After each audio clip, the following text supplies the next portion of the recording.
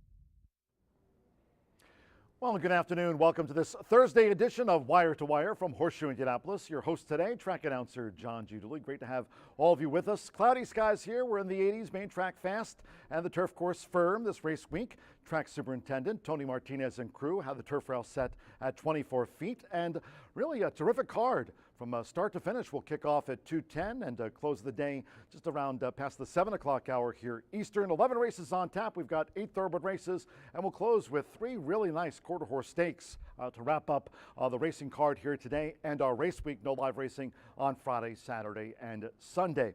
We'll talk more about yesterday's 2 trials for the Sterling Bertram Memorial Stakes. A couple of top efforts there by fillies on the grounds here at Horseshoe Indianapolis for trainer Jesse Vasquez, and also a really nice qualifier yesterday for the final for Ricardo Martinez. We'll talk more about that in just a moment. For the official race day forecast on a Thursday, hope it's a lucky September 21st for you. Let's check in with, at WRTV6, Todd Clausen. TK? From Indy's streaming news leader, this is a WRTV update. Well, John and Rachel, the good news is it's another quiet day of racing action here as far as the weather goes. The bad news is it's just not quite as bright as it has been the past couple days. More clouds than sunshine across the area today, but still with temperatures that'll be above normal as we'll be climbing up into the low 80s for your afternoon. Now, no racing for Friday or the weekend. The weekend looks great with lots of sunshine and temperatures that'll be in the 80s. But once we get back into racing next week, we bring cooler temperatures in and also some rain chances for Monday, Tuesday, and Wednesday. Todd Clausen, our friend at WRTV6. Hope you have a nice weekend. Todd, keeping us up to speed not only on the weather, but the racing schedule here coming up at Horseshoe Indianapolis. As Todd just noted a moment ago, no live racing here on Friday, Saturday, and Sunday. Don't forget you can join this. Casino is open 24/7, and first floor OTB this weekend. It's the Pennsylvania Derby, one of the top Turf Sprinters here, the Indiana bred Nobody Listens, running in that Turf Monster, a grade 3 at Parks. Their big day, Pennsylvania Derby Day on Saturday. You can watch and wager on that, along with racing action from, of course, Belmont at Aqueduct and other tracks around the country right here at the First Floor OTB. And as I noted, the casino here at Horseshoe Indianapolis, a great spot, open 24/7. In addition to our live racing program, speaking of simulcasting, big day in Ohio, Little Brown Jug Day. So if you're wagering on the jug, good luck with your bets there for the Delaware, Ohio circuit. Today, of course, we've got great harness racing each night at Hoosier Park. Don't forget, you can always visit them in Anderson, Indiana here. But today, big day there for the Little Brown Jug. A lot of fans heading to Delaware, Ohio for the Little Brown Jug. We'll see how that fares out for our simulcast fans. 11 races for us. As I mentioned, 8 thoroughbred races, 3 quarter horse stakes to close us out. Yesterday, a couple of trials were run for the Sterling Bertram Memorial, and the top time, Sunday's best. Giovanni Vasquez Gomez riding for his wife, Jessie Vasquez. Sunday's best, really, I mean, terrific, 20.265. Cheers as we take a look at that. Here are the top times. Tasha's Secret, she won her 5th race of the meet and 4 in a row for trainer Ricardo Martinez under Fernando Morin. Was never headed. Tasha's Secret took the first trial for the Sterling Bertram Memorial. There was her time, 20.349. And Sunday's best was chased home by Sea's Greatness. That was the second trial. They were the 1-2. Sunday's best with the top time, 20.265. And the top 10 going forward to next month's final for the Sterling Bertram Memorial. Really looking forward to this matchup. Sunday's best taking on Tasha's Secret. Again, she's won 4 in a row and 5 at the meet. And also Sea's Greatness, that Shanley Jackson riding for Matt Frazier. Looking forward to seeing them again next month in the final for the Sterling Bertram Memorial Stakes. Thoroughbred Y yesterday, Joe Ramos, he's been on a roll. First jockey to reach 80 wins here this season. Defending leading jockey is Joe Ramos.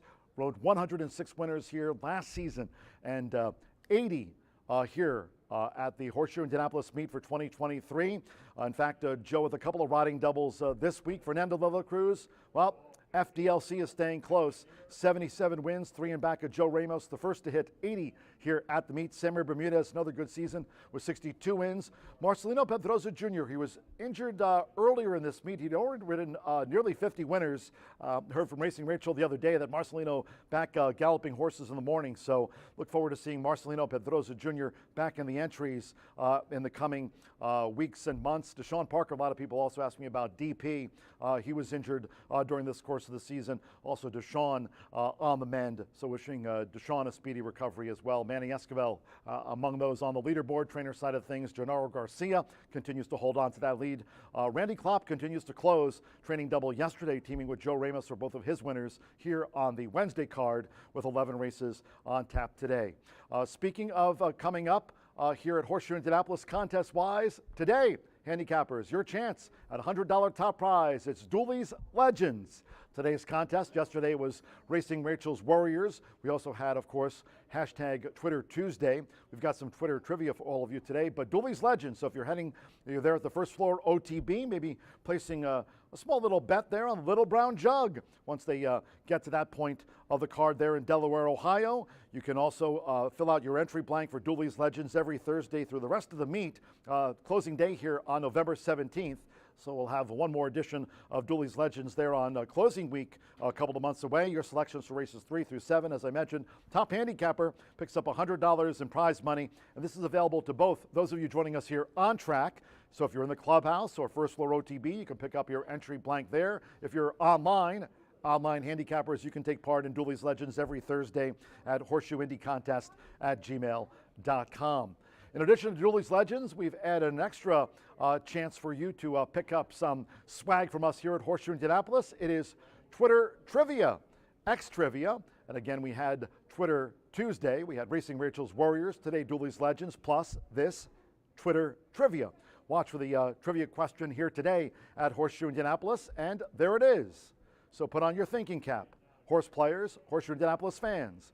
What horse holds the record for most wins in one season at Horseshoe Indianapolis? Again, you can submit your answer to, we keep her busy, even when she's not here for the pre-race show, at Racing Rachel M. Answer the question correctly, and you'll be placed in a drawing, again, placed in a drawing for free merchandise from Horseshoe Indianapolis. So even if you guess it right, you still got to win the drawing, and that's how it works if you want a t-shirt from us here at Horseshoe Indianapolis. Get it right, win the drawing, you get the swag.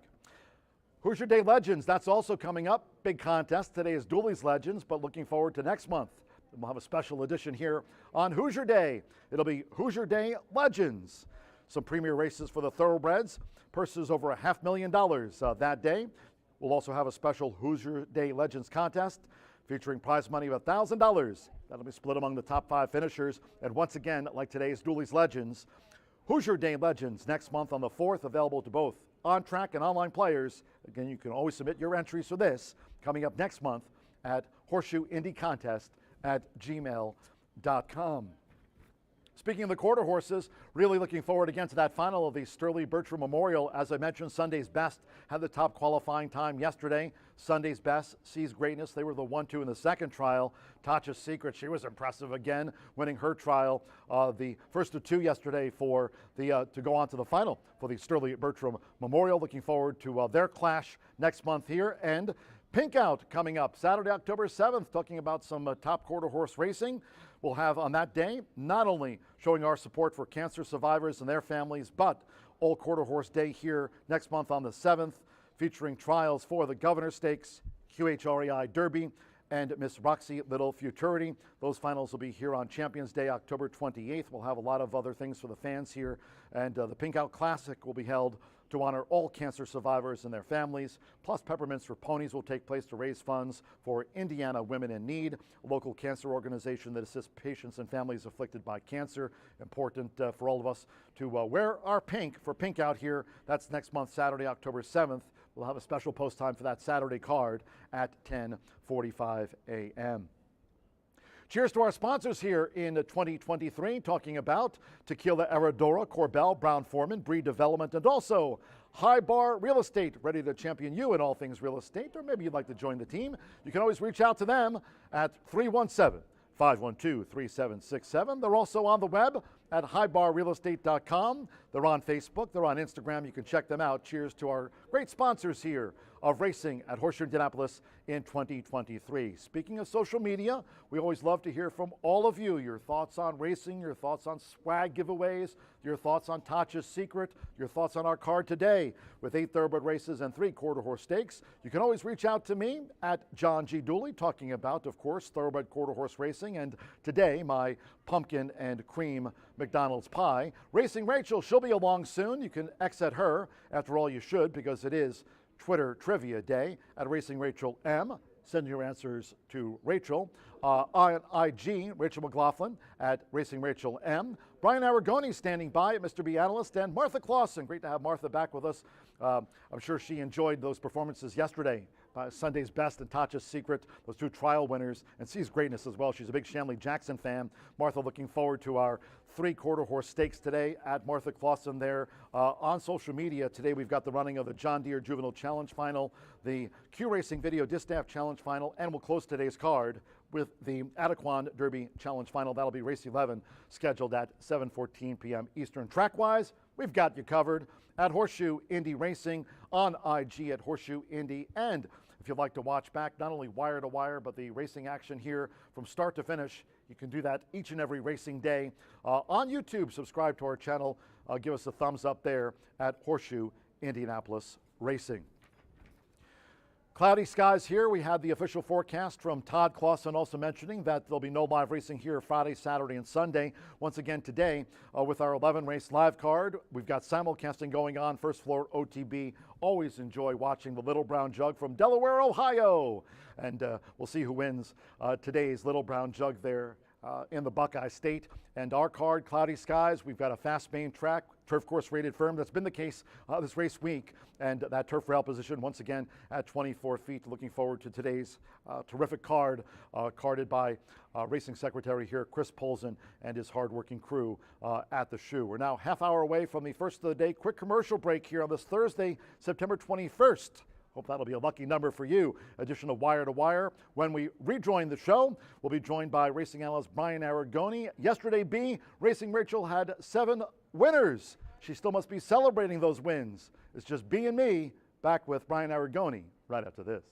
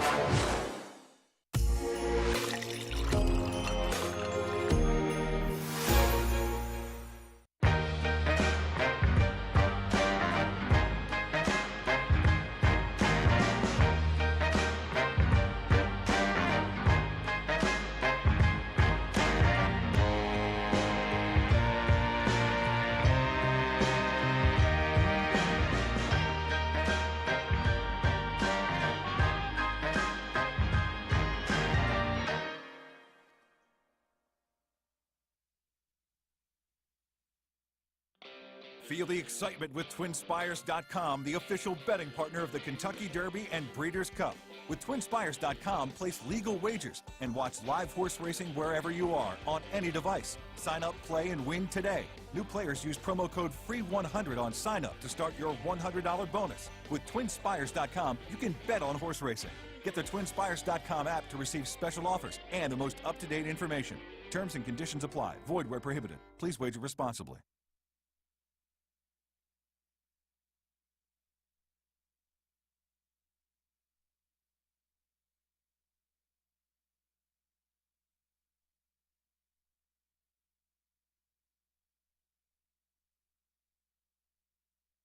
Final day of the racing week here at Horseshoe Indianapolis. Some tracks around the country just kicking off their racing week. We're just concluding ours, where we are 28 minutes away from the conclusion of this week of racing, and 11 races for you, featuring some very nice stakes quarter horse action on the back end of the car. And we've got some wide open races in the thoroughbred events. We'll be on the turf course a plethora of times today, 3, 5, and 7. So do note, we've got two turf races in this early pick 5. We better get started as we are just 27 minutes away. Scratch number 7, No Trust, out of this first event in here. I do believe that is a big scratch in here. And I'm going to move to a single. It's a bold single. This horse previously 0 for 17 going into last race, now 1 for 18. And I'm hopeful that Mean Elenita can start a little bit of a winning streak in here. And why not? Israel Garcia, he owns, he trains, he wins at 15%. The 3-year-old filly has to take on winners for the first time. She also has to take on older for the first time. But I was impressed. I know that last win came at the maiden claiming ranks, maiden 10,000 against 8 other foes, but really was dominant. I mean, this is a horse who absolutely cruised home an easy winner and really never looked like a loser throughout the entirety of that race. Sat in a good spot, tracked nicely. When McKenna Birmingham asked for when Burnham asked for the lead, Matilda Burnham asked for the lead. Certainly there was a response there. When McKenna Anderson gets aboard today, I'm hopeful that same response is there, and maybe we could get a little bit of a winning streak here for the previously 0 for 17 3-year-old filly Mean Elenita. Going to be a bold single. Sometimes bold and stupid are interchangeable. We'll find out 26 minutes from now. In race number 2, we'll go 6 furlongs. This would be an allowance race, or this would be a feature on many cards, but it goes in race number 2 here at Horseshoe Indianapolis. Scratch numbers 1 and 2. 1 and 2 out. I do believe Hot Pastrami is a big scratch out of this event. We're going to stretch it out just a little bit and go 5, 6, and 7.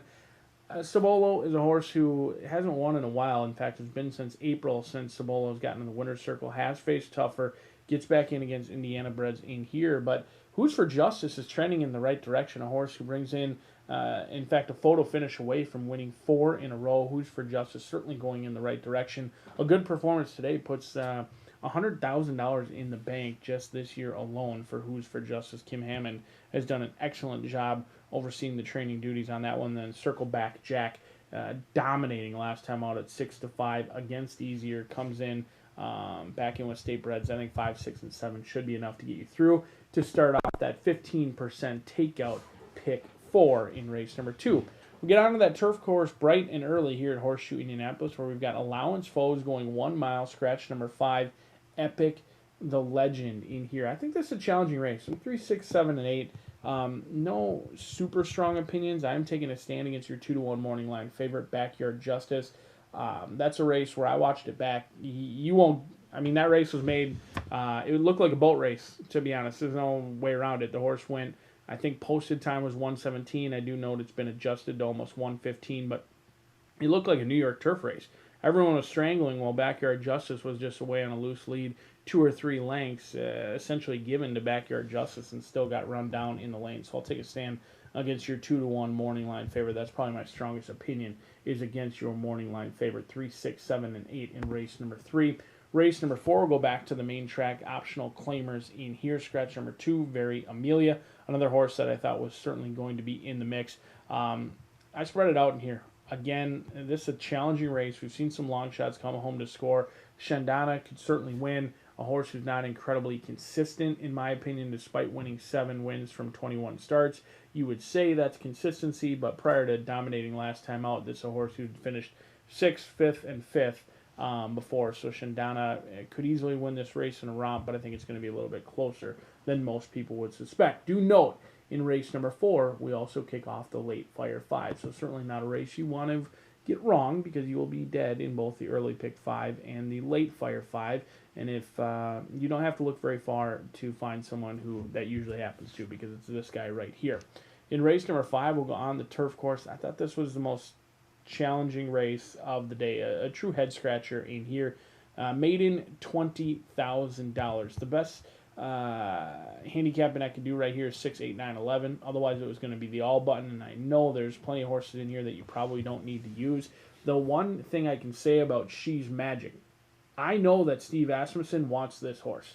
He owns and trains. He claimed the horse for $16,000. That's more than I can say about a lot of the other horses in here, where it looks like ownership doesn't want them. I mean, some of them were huge price tags, and now in for $20,000, like English, Esquivel, Jonathan Thomas, your likely favorite. $190,000 purchase after 3 starts, in for $20,000. It's clear to me that ownership, and I mean no disrespect, they don't want that horse. Paid $190,000, now willing to part way for $20,000. While She's Magic may not necessarily have the resume of some of the others in here, I know that Asmussen wants his horse. He claimed it for $16,000, so he's proven to me, at least in my opinion, I could be completely wrong, that he wants this horse in his barn. Well, some of the others are maybe necessarily trying to move the horse to other partnerships as well. So She's Magic 6-1 certainly deserves a look. 6, 8, 9, and 11. English has faced incredibly tough horses, some very good ones, including Robin Sage, who's bound for stakes action in the very near future over at Kentucky Downs. That horse may win by the length of the stretch. Absolutely could happen. But for me, it's just a play against. Exiting some very tough competition. Now drops down to the bottom. 3-1 on the morning line. Make what you want of that. 6, 8, 9, and 11 is we've got 8 thoroughbred races with 3 stakes races on the back, and an excellent card here at the Shoe, where we are 21 minutes away from race number 1. And if you are missing Miss Rachel like I am, have no fear. She will be here in the very near future. Good luck.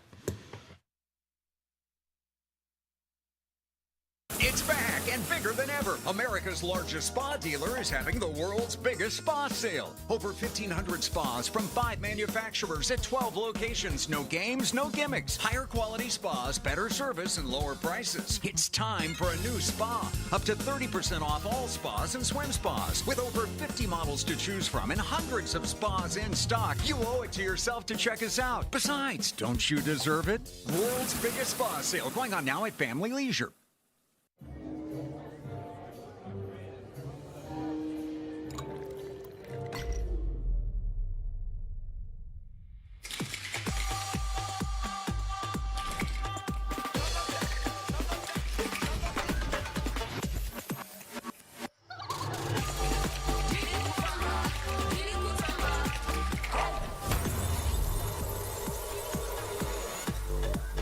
Tequila Herradura. Extraordinary awaits. With over 200 flavor notes, every sip of Woodford Reserve Bourbon is a spectacle for the senses. The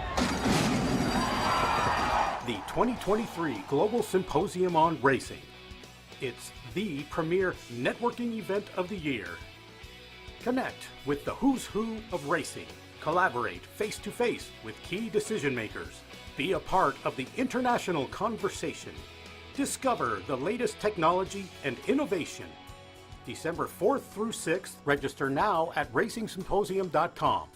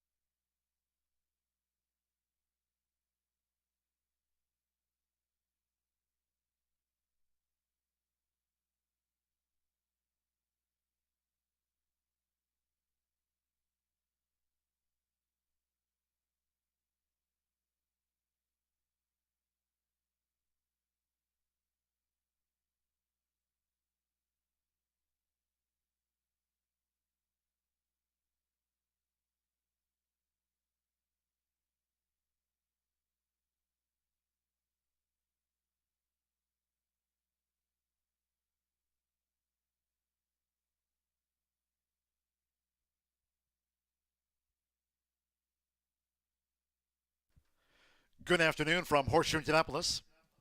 Hello now from the broadcast booth. Great to have you with us. Track announcer John G. Dooley. 11 races on tap. 8 thoroughbred races. We'll close with 3 quarter-horse stakes. Under cloudy skies, temperatures in the low 80s. Main track fast and turf course firm, as was the case this race week. Rail set by track superintendent Tony Martinez and crew at 24 feet. We are fast and firm. Let's take a look at the changes and corrections on today's racing program. The 210 opener starts the 50-cent early pick 5. At the top of the card, there's one scratch from the opener. That's the 7. Was the morning line favorite, No Trust. Number 7, No Trust, has been scratched. In the second race sprint, to start the 50-cent early pick 4 off, scratch the 1 Holiday House and the 2 Hot Pastrami.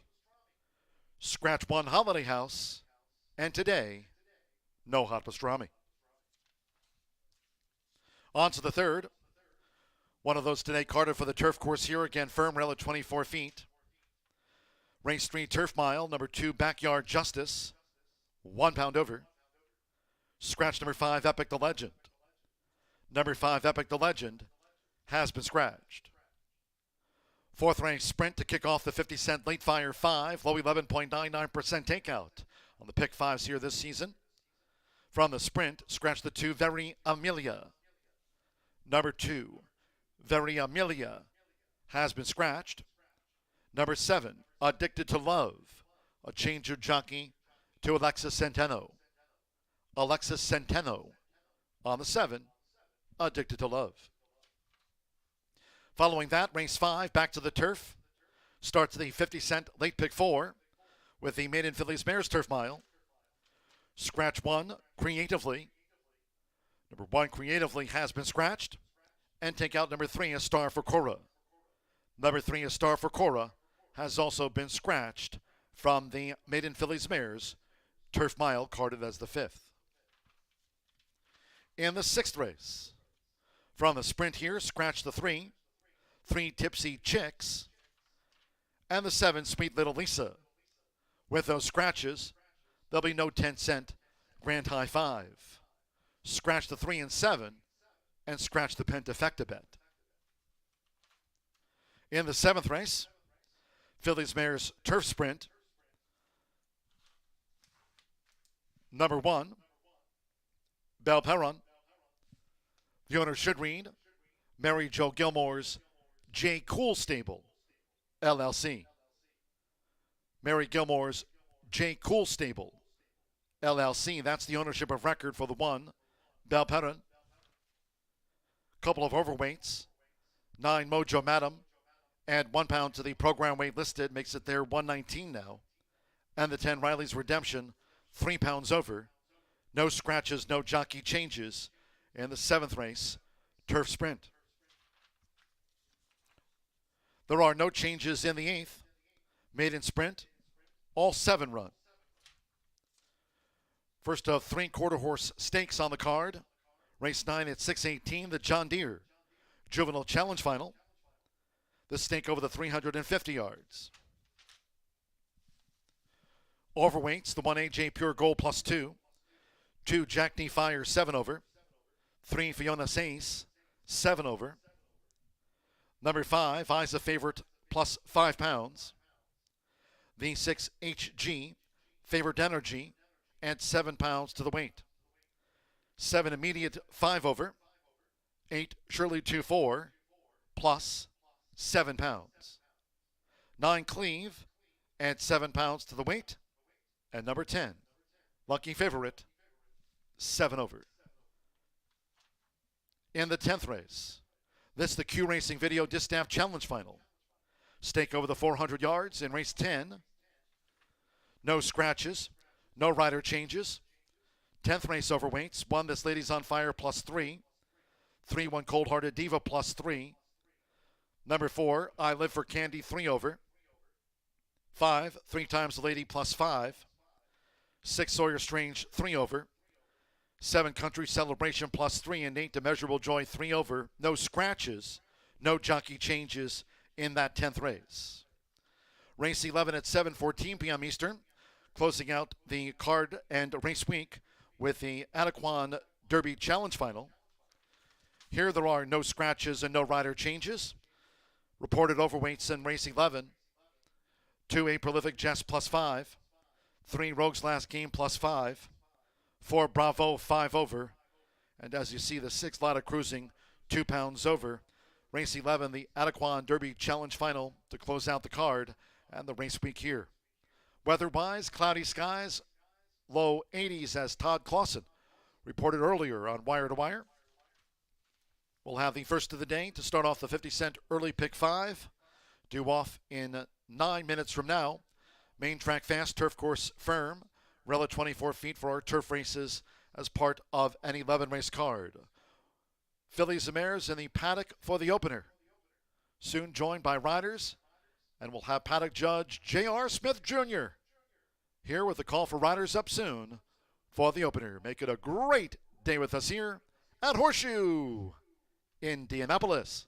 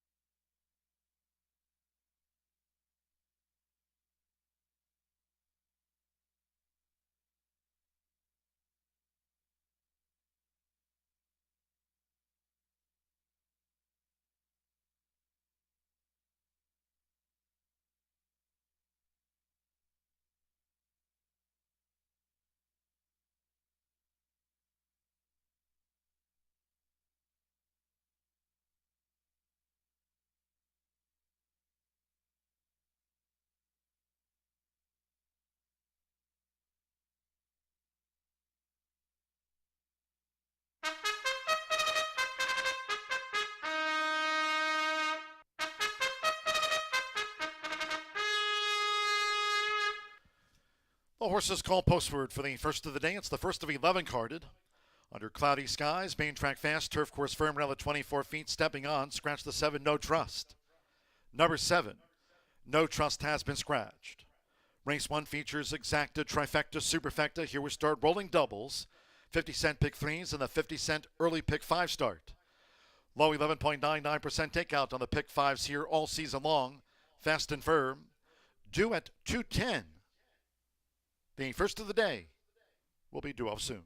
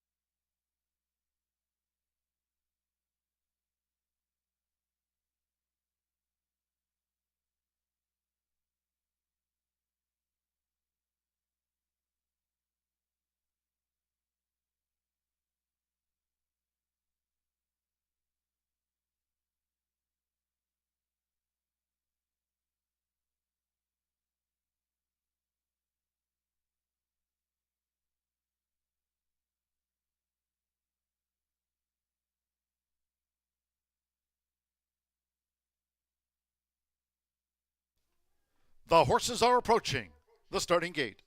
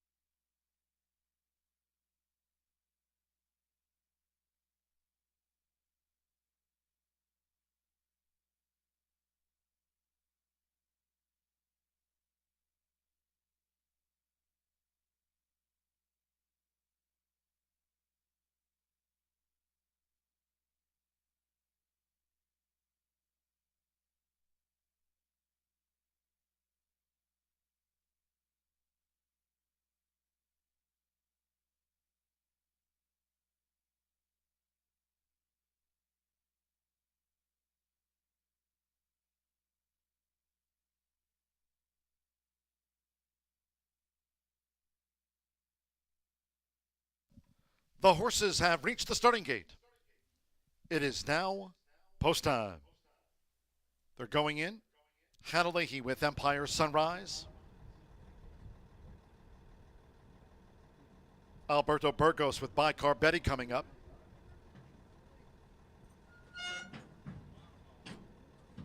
Fernando de la Cruz rides Quite Whimsical in the Navy Silks. McKenna Anderson now with Mean Elenita. Two back. Trip Charge. Brooke Bays claims the 10-pound apprentice allowance. She's a Nut 4-5 favorite. 5-2 Mean Elenita. Empire Sunrise and Bicar Betty at 5-1 odds. At 1 mile and 70 yards, one more. Sammy Bermudez with She's a Nut. Under cloudy skies here, fast and firm in the crossroads of America. They're in the gate.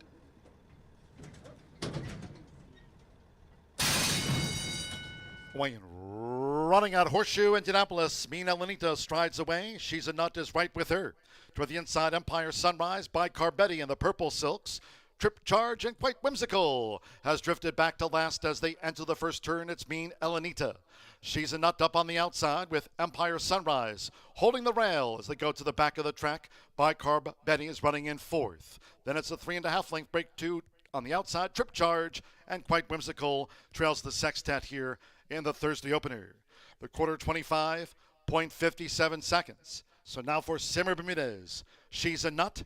The first favorite has taken the top from Mean Elenita as they make this run toward the half-mile pole. She's a Nut 3/4 length to Mean Elenita with on the outside Bicar Betty. Quite Whimsical starts a bid in the Navy cap.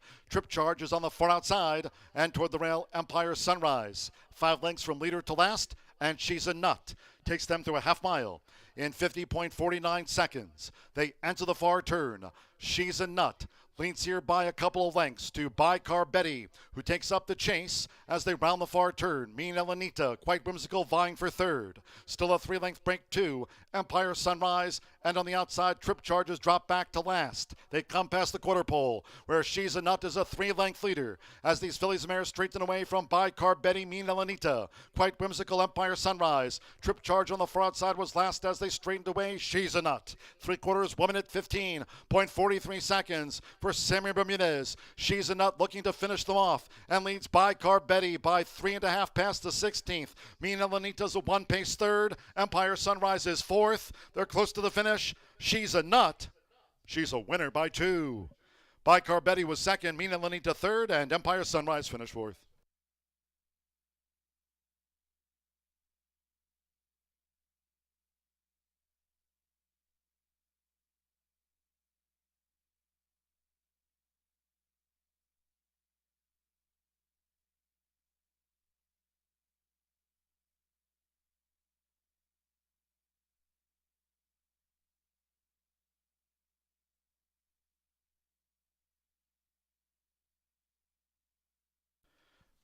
.147.61 seconds after the Phillies Mares opener.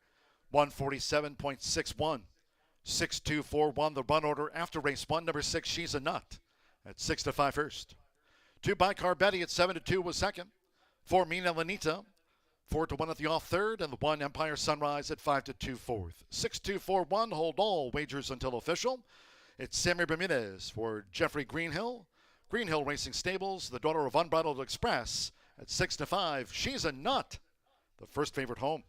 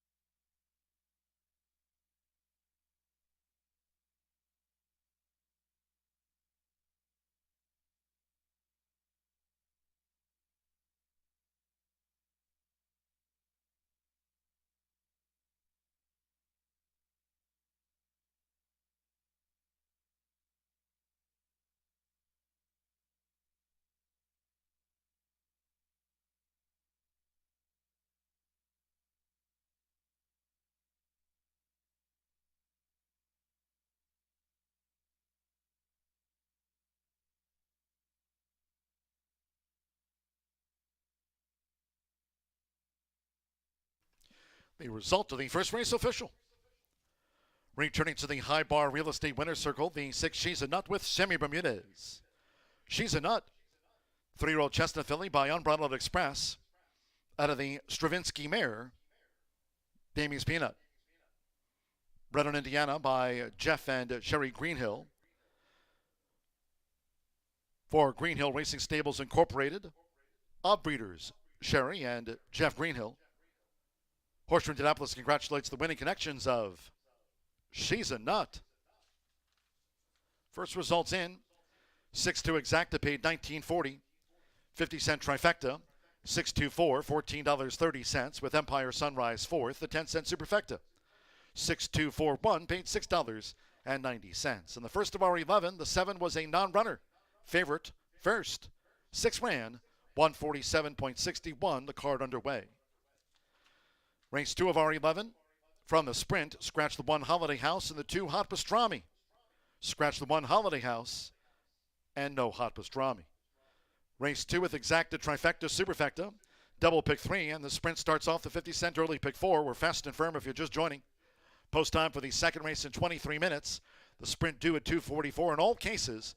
Please do try to make your selections. And Horseshoe Indianapolis today wagers early. Thank you for those wagering on us today. Coming up in just a moment will be our first replay of the day. Hope you had a bet on She's a Nut.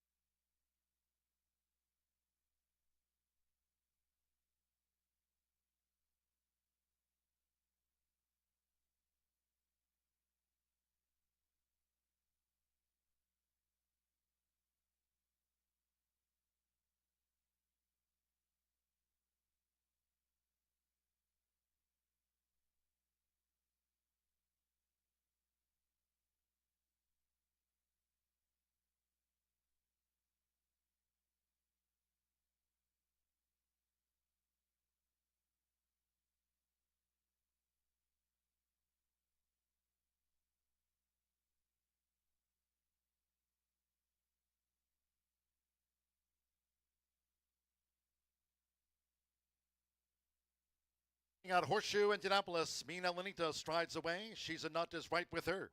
Toward the inside, Empire Sunrise by Carbetti in the purple silks. Trip Charge and Quite Whimsical has drifted back to last as they enter the first turn. It's Mean Elenita. She's a Nut up on the outside with Empire Sunrise holding the rail as they go to the back of the track. By Carbetti is running in fourth. Then it's a 3.5 length break 2 on the outside. Trip Charge and Quite Whimsical trails the sextet here in the Thursday opener. The quarter 25.57 seconds. So now for Sammy Bermudez. She's a Nut.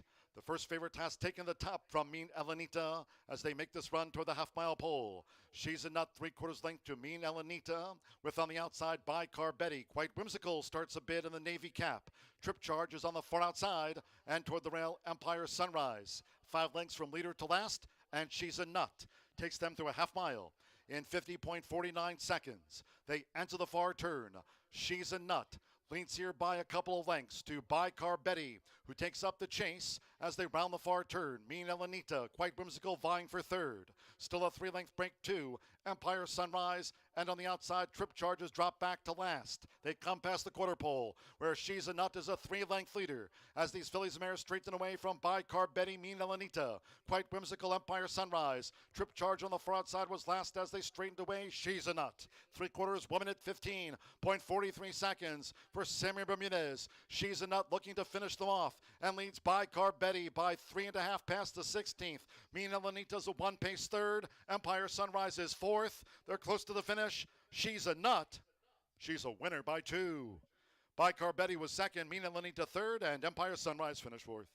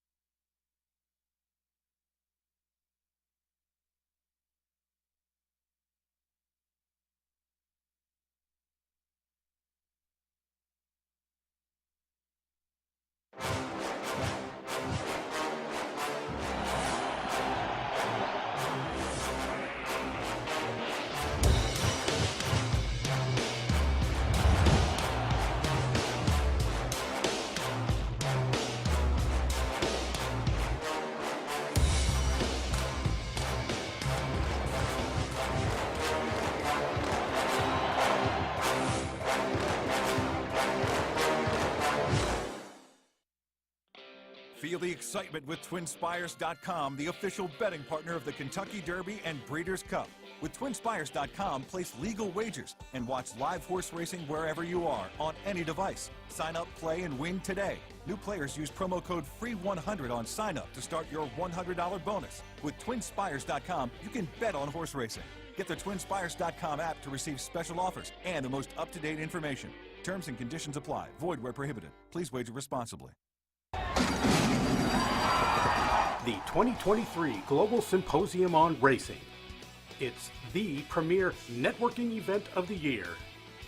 Connect with the who's who of racing. Collaborate face-to-face with key decision makers. Be a part of the international conversation. Discover the latest technology and innovation. December 4th through 6th. Register now at racingsymposium.com.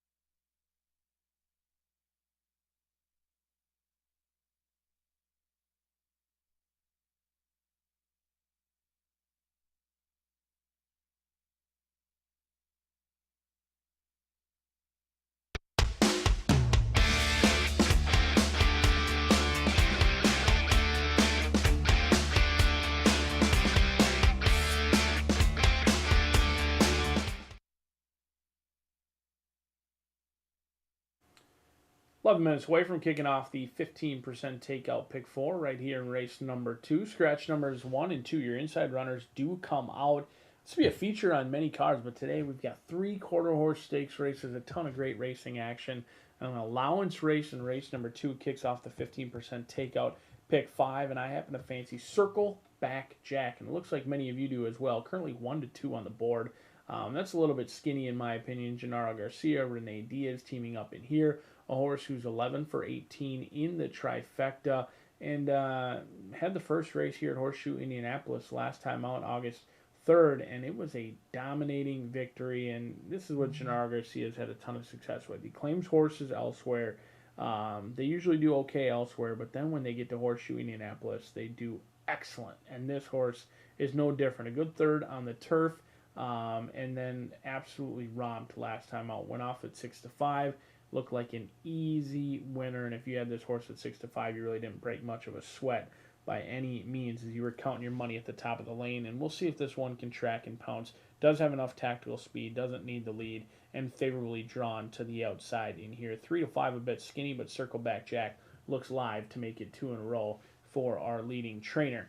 After that, it's Who's for Justice. This one's certainly been trending in the right direction by all means. Who's for Justice is a photo finish away from winning 4 in a row. Has quickly gone through the conditions. In fact, only had one start at 3 years old, and the other 7 have all come this season. A good performance today would push those earnings up over 100,000 on the year alone. It's incredible. This horse has ripped through the maiden special weight condition, non-winners of 2 condition, non-winners of 3. I mean, Who's for Justice has become a very nice specimen at the age of 4 years old. Certainly looks the part in here. We'll see if this one can make it 4 out of the last 5 races in here. You get the red-hot Fernando de la Cruz aboard. I think the value on the board at 6-1. The 5 is Cibolo. Big overlay at this point, but I don't think you're going to get anywhere near 5-1 or 9-2 in here. Those DRF projections would indicate this horse likely to go off your clear second choice around 3-2, maybe 2-1. Cibolo, Esquivel, and Cipriano Contreras, the jockey-trainer combination. You always have to fear 22%, certainly command respect. Cibolo has 4 wins from 11 starts, but the last 3 races, really nothing to write home about. You can make some excuses in here. Is a little bit pace dependent, and that's challenging. It's actually impressive that this horse has 4 wins, needing the pace setup that they've become accustomed to. Now, in the younger days, at the age of 2 and 3, didn't necessarily need to be a one-run closer, but recently this year has really been lackluster out of the starting gate, and it's affected the results clearly because now this horse finishes the races very well, doesn't show that tactical speed. If you look at the last 4 races where this horse has been at first call, 6th, 10th, 9th, and 7th. That's not conducive for success here at Horseshoe Indianapolis. So we'll see if Esquivel can keep this one a little bit closer and doesn't have to have a ton of lengths to make up at the top of the lane. But you're getting an overlay right now, 9-2 on the board. The money's come in on Circle Back Jack. We'll see if it's legit or not, as we're just 7 minutes away from kicking off that 15% takeout pick 4. Good luck.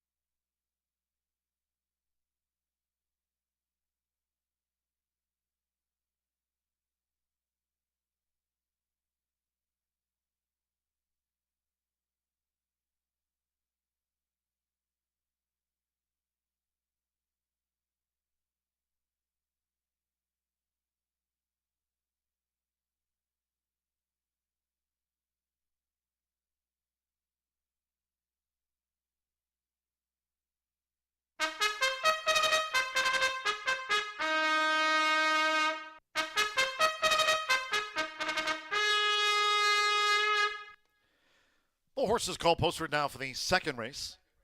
This carded at 6 furlongs, a field of 6.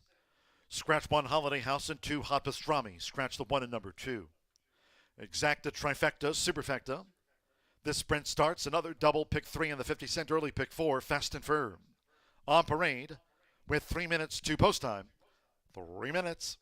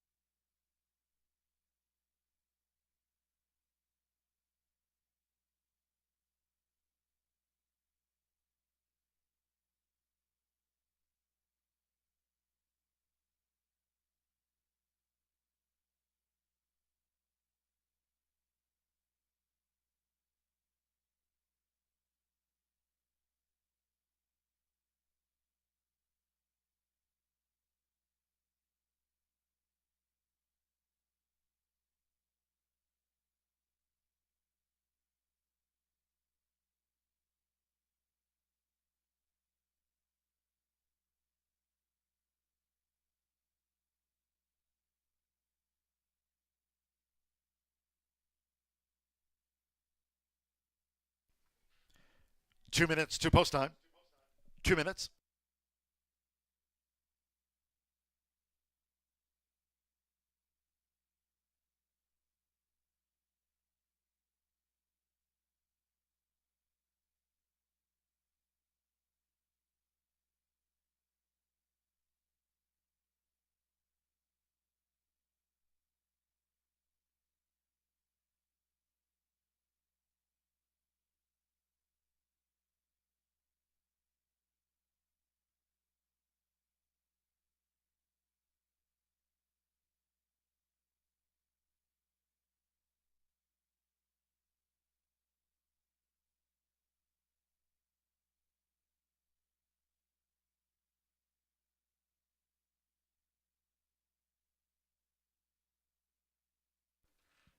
We're now just 1 minute away from post time for this second race sprint. There, we'll look at the DRF formulator projected odds. Scratch 1 Holiday House and 2 Hot Pastrami. Starts the 50-cent early, pick 4. 1 minute.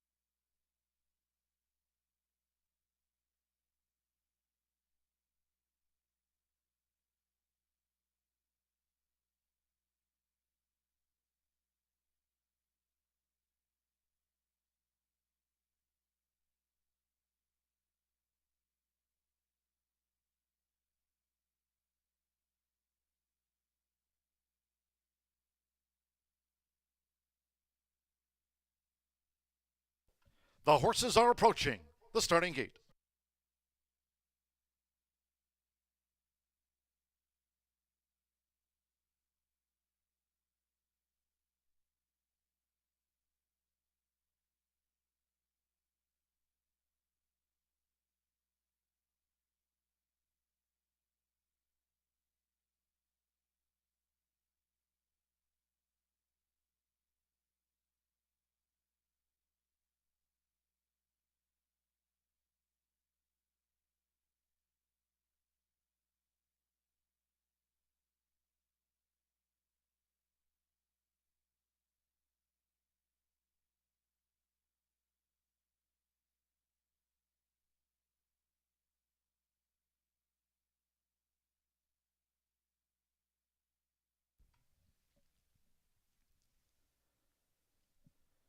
The horses have reached the starting gate.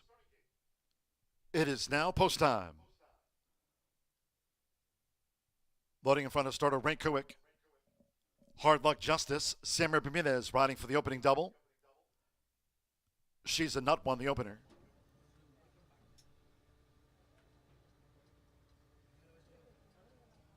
This over the 6 furlongs. Alberto Burgos with Manuelito coming up. White Silks with a green cap. Manuelito joins Hard Luck Justice. Manny Esquivel with Cibolo. Fernanda de la Cruz, Who's for Justice in the Blue Silks. Circle Back Jack, 6-5 favorite. Now here's Circle Back Jack. Rene Diaz for leading trainer Gennaro Garcia with 54 wins here this season. And one more. First crowned, German Terraza claims a 7-pound apprentice allowance, has 22 career wins. Circle Back Jack holds 6-5 favorite over the 6 furlongs for the second of the day from Horseshoe Indianapolis. They're in the gate. And they're off. Who's for Justice dashes away. First crowned in the red cap with an early bid. Circle Back Jack is tracking them. Cibolo, Manuelito, Hard Luck Justice. First run since 2021 for the 5-time winner. Hard Luck Justice has dropped back to last. It's first crowned. With German Terraza. First crowned leads Who's for Justice in the blue cap in tight. Launching a bit on the outside is Circle Back Jack, who's drawing in now for Rene Diaz. Manuelito comes probing up the rail. Cibolo's in tight quarters. And on the front outside, Hard Luck Justice looks to gain.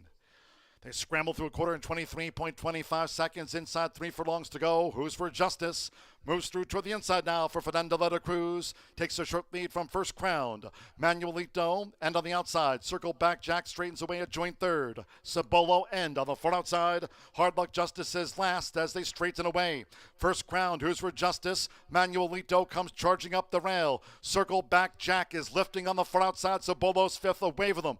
A 16th out. Circle Back Jack, First Crowned. Who's for Justice? Manuelito in for the fight. Circle Back Jack with Rene Diaz. Circle Back Jack wins back-to-back. Circle Back Jack by a couple lengths to Manuelito, Who's for Justice. Cibolo nearest at the finish. First Crown, we trail back to Hard Luck Justice. Last of the sextet home.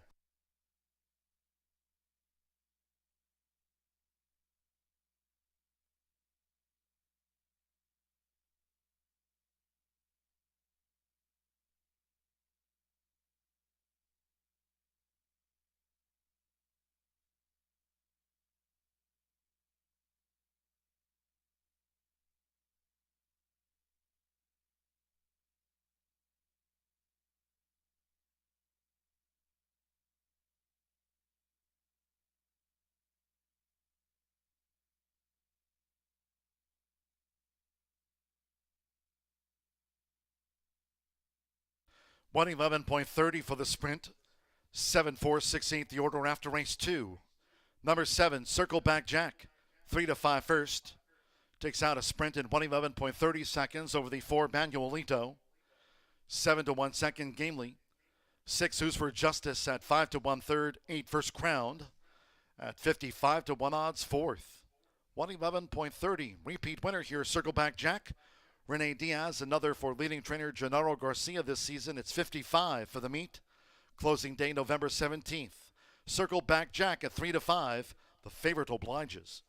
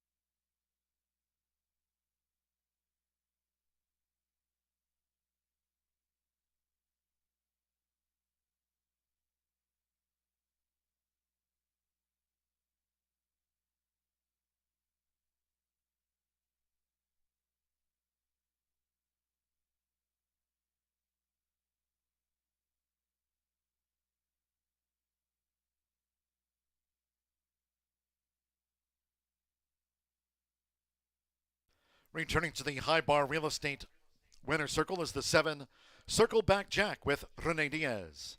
Repeats at the meet, Circle Back Jack, 4-year-old Dark Mayor Brown Gelding by Tonalist, at a Sucat by Medaglia d'Oro. Bred in Kentucky by Susan Evans and Mary Catherine Sweezy. Racing 4, Gennaro Garcia's Southwest Racing Stables Incorporated and Normando Jimenez. It's official. Horseshoe Indianapolis congratulates the connections of Circle Back Jack, paid 3-5 favorite. 7-4 Exacta returned $12.40. The 50-cent trifecta, 7-4-6, $13.30. The opening double, 6-7, She's a Nut to Circle Back Jack for $15.60. With First Crown holding fourth, 10-cent superfecta, 7-4-6-8, paid $25.40. 7-4-6-8, 5-3, the run order after race 2. 111.30, favorite first. In the third, first of those today, Carter for the turf course here. Rated firm. Again, the turf rail position this race week has been set at 24 feet. In the turf mile, scratch the 5 Epic the Legend. Number 5, Epic the Legend, has been scratched. There are no jockey changes. Number 2, Backyard Justice, add 1 pound to that listed program weight, makes it now 119. Race 3 features Exacta Trifecta Superfecta, Double Pick 3, firm and fast as noted. Post time for the third of today's 11 as we wrap up the race week. And race 3 in 23 minutes at 3:17. Reminding all fans here, no live racing Friday nor on the weekend.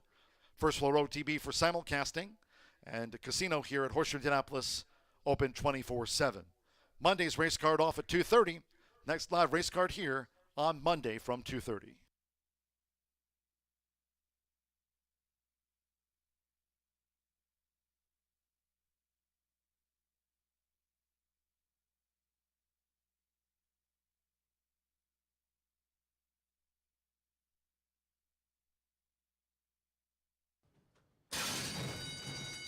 And they're off. Who's for Justice dashes away. First Crowned in the red cap with an early bid. Circle Back Jack is tracking them. Cibolo, Manuelito, Hard Luck Justice. First run since 2021 for the 5-time winner. Hard Luck Justice has dropped back to last. It's First Crowned. With German Terraza. First Crowned leads Who's for Justice in the blue cap in tight. Launching a bit on the outside is Circle Back Jack, who's drawing in now for Rene Diaz. Manuelito comes probing up the rail. Cibolo's in tight quarters. And on the front outside, Hard Luck Justice looks to gain. They scramble through a quarter in 23.25 seconds. Inside 3 furlongs to go. Who's for Justice? Moves through toward the inside now for Fernando de la Cruz. Takes a short lead from First Crowned. Manuelito, and on the outside, Circle Back Jack straightens away at joint third. Cibolo end on the front outside. Hard Luck Justice is last as they straighten away. First Crowned, Who's for Justice? Manuelito comes charging up the rail. Circle Back Jack is lifting on the front outside. Cibolo's fifth, a wave of them. A 16th out. Circle Back Jack, First Crowned. Who's for Justice? Manuelito in for the fight. Circle Back Jack with Rene Diaz. Circle Back Jack wins back-to-back. Circle Back Jack by a couple lengths to Manuelito, Who's for Justice. Cibolo nearest at the finish. First Crowned, we trail back to Hard Luck.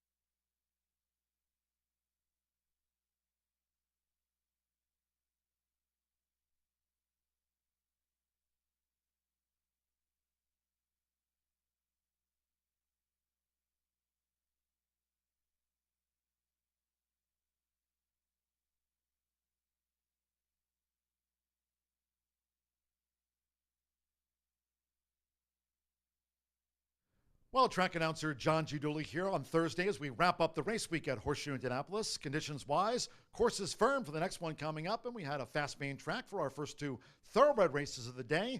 Yesterday, we closed the quarter horse portion of our program. A couple of trials yesterday for the Sterling Bertram Memorial, and impressive performances by Sunday Best, clocking the best time for the final, 20.265. And Tacha's Secret wins 4 in a row, 5 at the meet for trainer Ricardo Martinez under jockey Fernando Morin. Tacha's Secret going forward to that final for the Sterling Bertram Memorial. Looking forward to seeing that rematch. Sees Greatness also had the second best top time in yesterday's trials for the Sterling Bertram Memorial. Looking forward to seeing that rematch here next month at Horseshoe Indianapolis. Today we've got 3 quarter horse stakes, so a good time for Dooley's data to talk about some of the quarter horse leaders this month here at Horseshoe Indianapolis. Let's take a look. And quarter horse wise, well, top of the leaderboard out of 12 days of racing action going back through this month for the quarter horses. 3 jockeys have each won 3 races. Edgar Diaz, Giovanni Vasquez Gomez, he rode Sunday's best, that top time yesterday, 20.265 in her trial for the Sterling Bertram Memorial. And Fernando Morin was on board that Tacha's Secret, who won 4 in a row and 5 at the meet yesterday for trainer Ricardo Martinez. They have the most wins this month, quarter horse jockey-wise. Fernando Morin also has the best win percentage at 27, winning 3 of 11. And again, these quarter horse stats through the first 12 days here this month. Trainer-wise, take a look at Tim Eggleston. He's won 5 quarter horse races over Tony Cunningham, Jesse Vasquez. Jesse had Sunday's best, winning that trial yesterday. And Claudio Barraza, who have each won 3 races this month. Of the 5 wins, by the way, for Tim Eggleston, 3 have been with the juveniles here at Horseshoe Indianapolis. And Shelby Weintraut has the highest win percentage of the top 10 quarter horse trainers this season. Win percentage-wise, 33% for Shelby Weintraut. By the way, speaking of trainer Tim Eggleston, good luck. No live racing here Friday, Saturday, and Sunday. First Flow Road TB, and of course the casino, as I often note. Horseshoe Indianapolis Casino open 24/7. Tim Eggleston, one of the top turf horses here on the grounds, talking about Nobody Listens. Indiana bred, fingers crossed. Good luck. We'll have jockey Tyler Gaffalione riding in Saturdays. Turf Monster at Parks on their big day, Pennsylvania Derby Day. You can watch and wager on that here. First Flow Road TV on Saturday. Good luck to the Indiana bred Nobody Listens. The winner, 2-time winner of the Brickyard, took out the Big Daddy at Turfway Park and also won the prep for the Turf Monster at Parks last time out. It's Nobody Listens on a big day at Parks on Saturday. You can watch and wager on that right here. Race 11 or race 3 coming up. It's just 11 minutes from now. Turf course is firm. Fast main track. Good luck with your wagers the rest of the way with 11 races here at Horseshoe Indianapolis to wrap up the race week.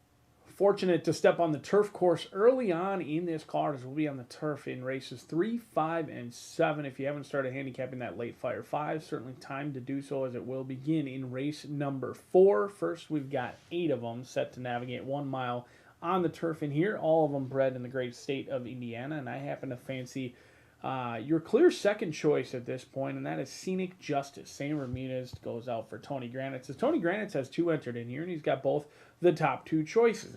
Bettors seemingly believe that Granitz will get his photo taken, whether it's one of the Justices, Backyard Justice or Scenic Justice, who I happen to prefer.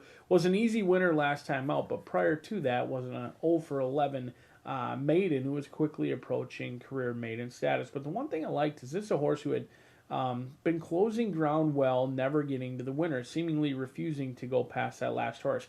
And last time out, not only did they go past, they flew past. And it wasn't just a head bob or a photo finish or anything like that. They went by and they won going away and doing so in a very nice manner. I think they should get a decent pace set up in here. And hopefully sometimes when these horses do figure things out mentally, the light bulb angle turns on, and I'm hopeful that's the case in here for Scenic Justice. Hopefully we can show a little bit of that killer instinct as your clear second choice in here. But a horse who's taking plenty of action right now is Killer Hot Rod, 5-2 off that 4-1 morning line for Bob Gorham and Shorty Perez. This jockey trainer combination, they started out the season red hot earlier this year. Now since then they've cooled off. In fact, they've dropped down below 15% for the first time on the meet. But through the first 5 months, they were up around 20% when they were teaming up. Recently, just not as many winners. It was hard. A lot of their horses have gone through conditions. They found it a lot more tough to get to the winner's circle recently, but I do think Killer Hot Rod deserves a look in here. A horse who's lightly raced on the turf, 2 starts on the turf, 1 second place finish, has tactical speed as well. But speaking of speed, the horse to catch was 30-1 in the morning line. Looking good, Lewis, with our leading rider, Joe Ramos, aboard 30-1. Certainly a horse you don't want to leave off your exactas or trifectas, as I believe Looking Good Lewis is going to be the horse to catch to cash. Currently 7-1 versus 30-1, but I'm going to try and get Granite's home a winner in here. Scenic Justice for me as the field of 8 will go to the gate 6 minutes from now. Good luck.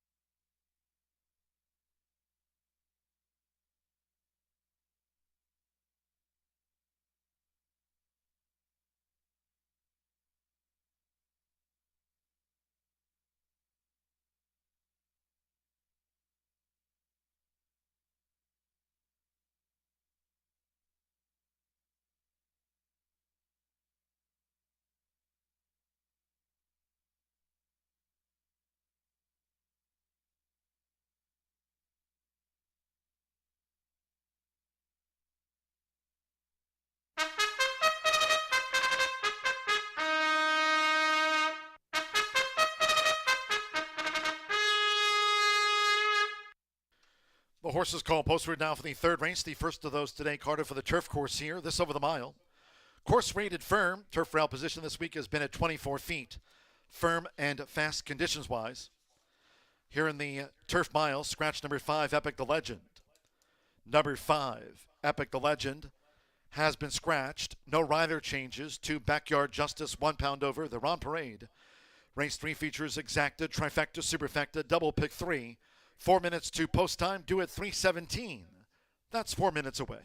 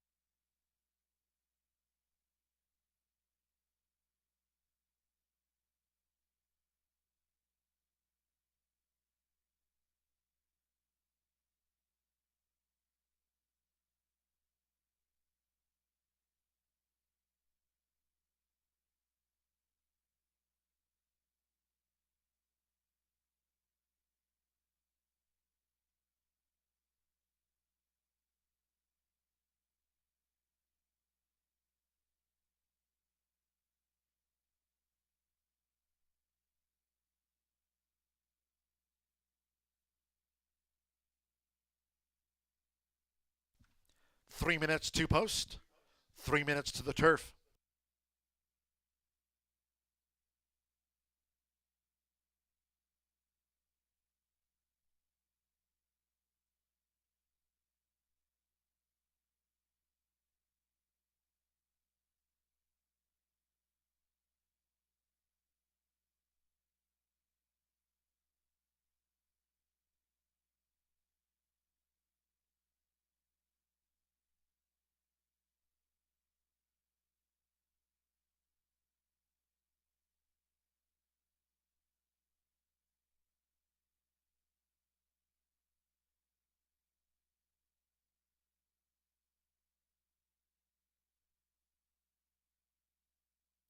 Two minutes to post time.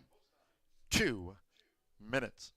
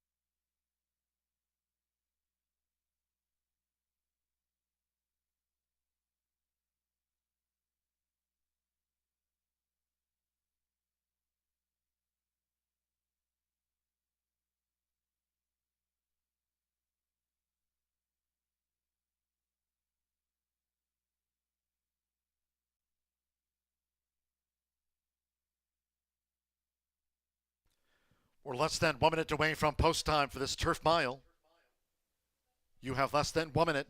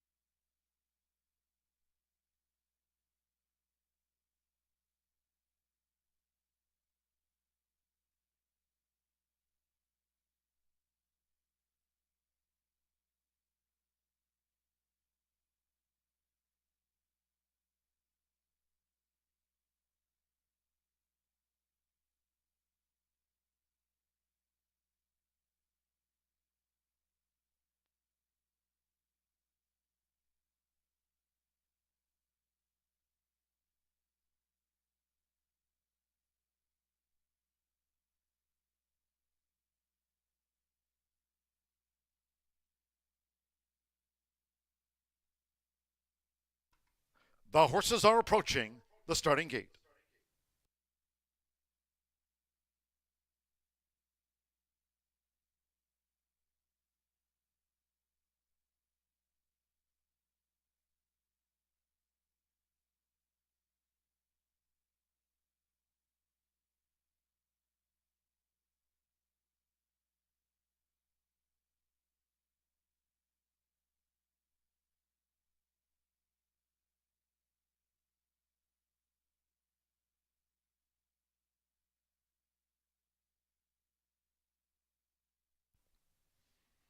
Crossing over to the turf course near the mile start.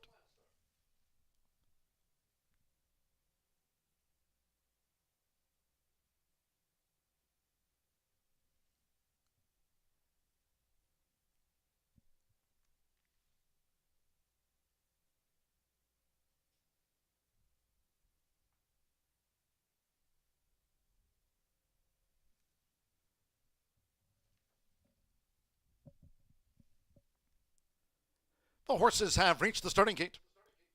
It is now post time. They're going in Alberto Burgos with Wishy Washy.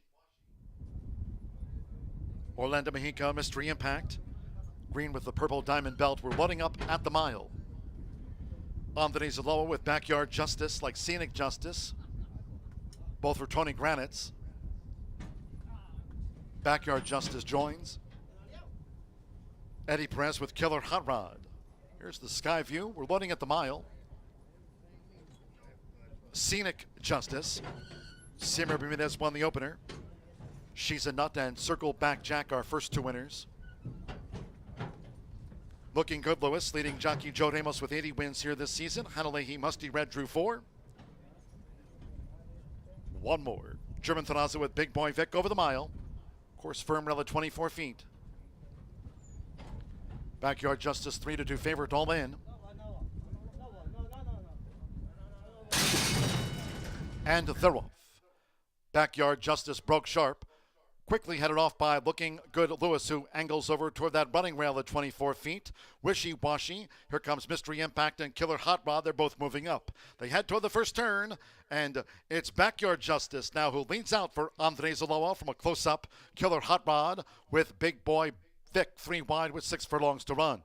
After breaking sharp, Looking Good Lewis nibbles at the leader's heels. Mystery Impact is in the purple cap. Then on the outside comes Musty Red, Wishy Washy, and Scenic Justice. Wishy Washy now has drifted back to last. It's out in front, Backyard Justice, who dictates terms here by a half to 3/4 to Killer Hot Rod. And on the outside, Big Boy Vic running third close up. Musty Red draws in now from fourth, while 2 clear from Looking Good Lewis, who's saving ground. Mystery Impact down on the outside. Scenic Justice in the green cap as they go toward the far turn, and Wishy Washy is last. The quarter was 23.60, half mile 48.18. Backyard Justice still leads the turf mile. Backyard Justice with 3 furlongs to go. Killer Hot Rod being asked to gain now. Here's Musty Red, who moves up with a bid toward the rail for Hanalehi and is nosed into second from Killer Hot Rod. It's Backyard Justice as these Hoosiers head for home. Then Looking Good Lewis in the white cap on the far outside. Scenic Justice. Backyard Justice leads them coming down toward the final furlong. Mystery Impact and Wishy Washy is last. It's Backyard Justice as they come down toward the final 16th from a staying on Looking Good Lewis, Killer Hot Rod. Musty Red's bid flattens out. They're close to the finish. It's Backyard Justice with Andres Aloa for Tony Granitz. Backyard Justice by 3/4 length to Looking Good Lewis. Scenic Justice third. Backyard Justice 1. Killer Hot Rod finish fourth.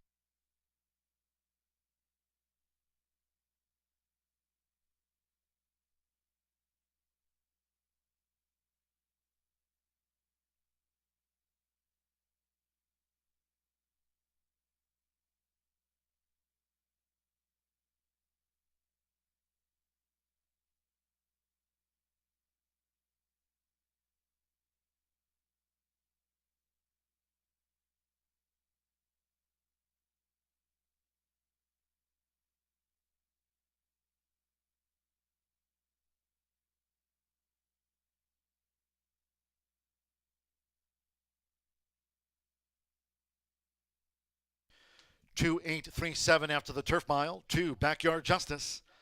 Even money favorite first, 137.85.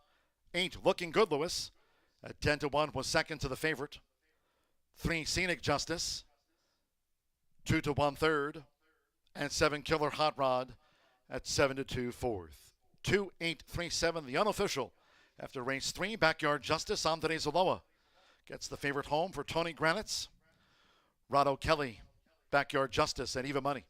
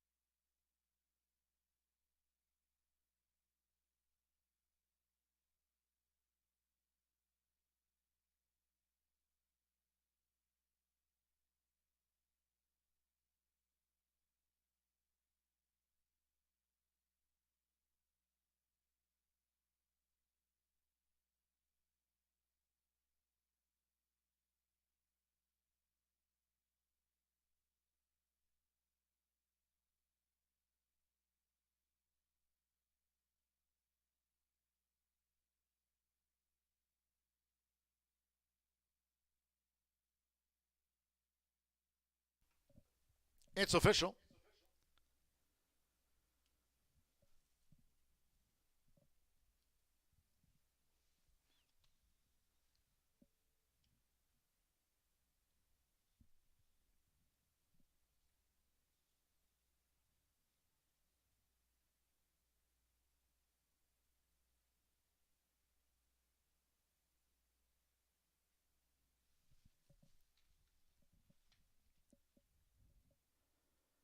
Returning to the High Bar Real Estate Winner's Circle is the 2 Backyard Justice with Andre Zaloa. Backyard Justice is a 3-year-old big gelding by Harry's Holiday out of a breezy Pointus by Malibu Moon. Bred in Indiana by Justice Farm, Greg Justice, racing for Rado Kelly and Tony Granitz. Horseshoe Indianapolis congratulates the winning connections of Backyard Justice. Makes every yard a winning one at even money.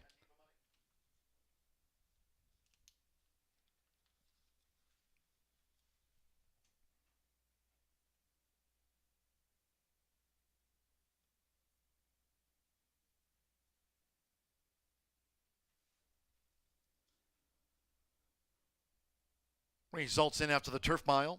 2-8 Exacta, returned $30.40, 50-cent trifecta. 2-8-3 paid $20.35. The 7-2 double, $8.20. 10-cent superfecta, 2-8-3-7 paid $9.45, Killer Hot Rod fourth. And the first pick 3 on the card returned $7.50. In the turf mile, 5 was a non-runner, the favorite first. 8 ran, 137.85 for our first turf race of the day. In the 4th race sprint, scratch the 2 Very Amelia. Number 2 Very Amelia has been scratched. While number 7 Addicted to Love, there's a jockey change to Alexis Centeno. Alexis Centeno will ride number 7, Addicted to Love. Exacta, trifecta, superfecta. 4th race sprint starts another rolling double. Pick 3 in the 50-cent Late Fire 5, low 11.99% takeout. On the Late Fire 5, we are fast and firm. Post time for the sprint in just 16 minutes. It's due off here at 3:44.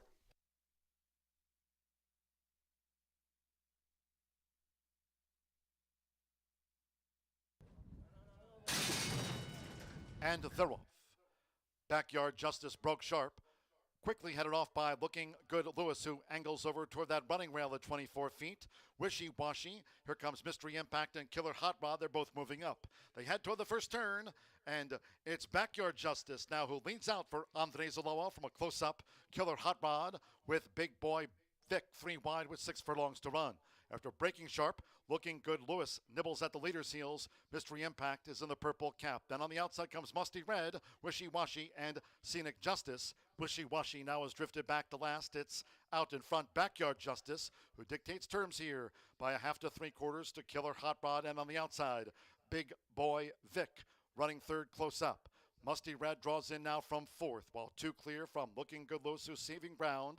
Mystery Impact down on the outside. Scenic Justice in the green cap as they go toward the far turn, and Wishy Washy is last. The quarter was 23.60, half mile 48.18. Backyard Justice still leads the turf mile. Backyard Justice with 3 furlongs to go. Killer Hot Rod being asked to gain now. Here's Musty Red, who moves up with a bid toward the rail for Hannah Leahy and is nosed into second from Killer Hot Rod. It's Backyard Justice as these Hoosiers head for home. Then Looking Good Lewis in the white cap on the far outside. Scenic Justice. Backyard Justice leads them coming down toward the final furlong. Mystery Impact and Wishy Washy is last. It's Backyard Justice as they come down toward the final 16th from a staying on Looking Good Lewis, Killer Hot Rod.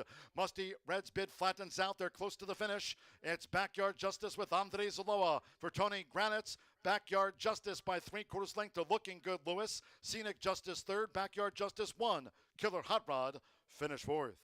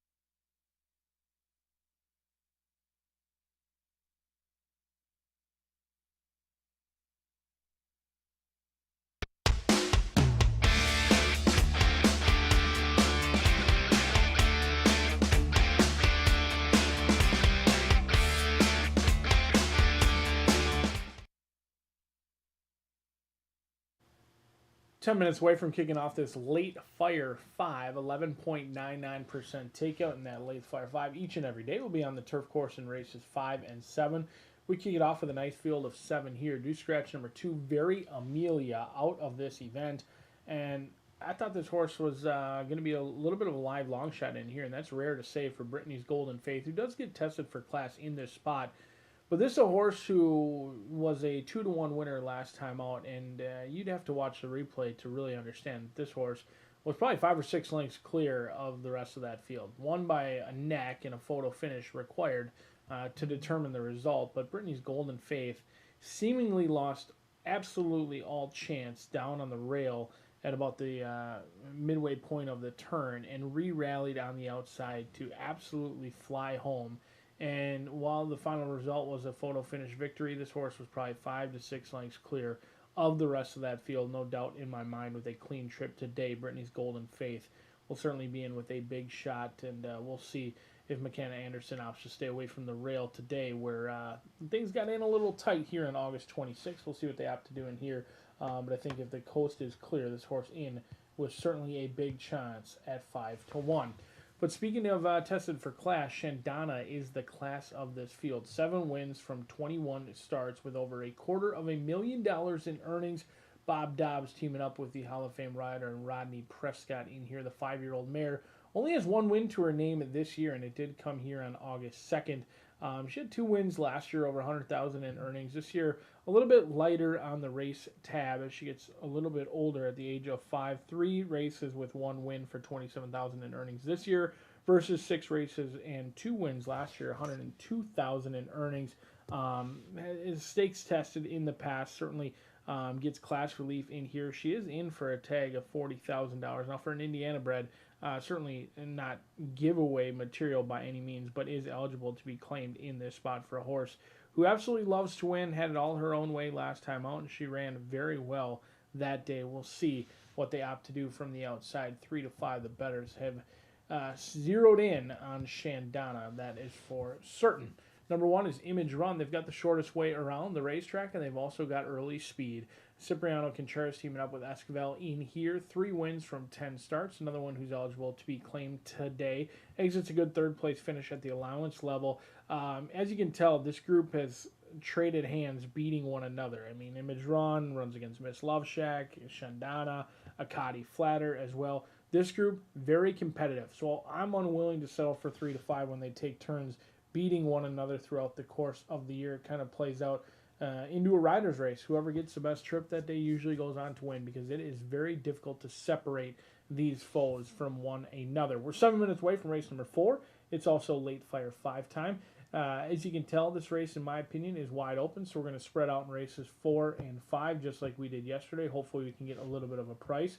Race number 6, this will be the single in here. Many eyes are going to be drawn to Larry Ravelli and Jareth Loveberry. Connections I certainly respect, but I do think Caribbean Beauty is a nice one. This is a horse who debuted on the turf at Ellis Park, shipped in here, went off at 6 to 5, and absolutely romped. I think Caribbean Beauty could be the real deal. Going to be a single for me. We'll go light in races 7 and 8. Hopefully we can get to that point. We'll spread it out in the early portion, single right in the middle, and then we'll go a little bit lighter later on as we get through the late fire 5. Now just 6 minutes away. If you haven't started your handicap, and better get off to it, because there is plenty of opportunity when you make 11.99% takeout. Some big fields, low takeout means you get paid. Good luck.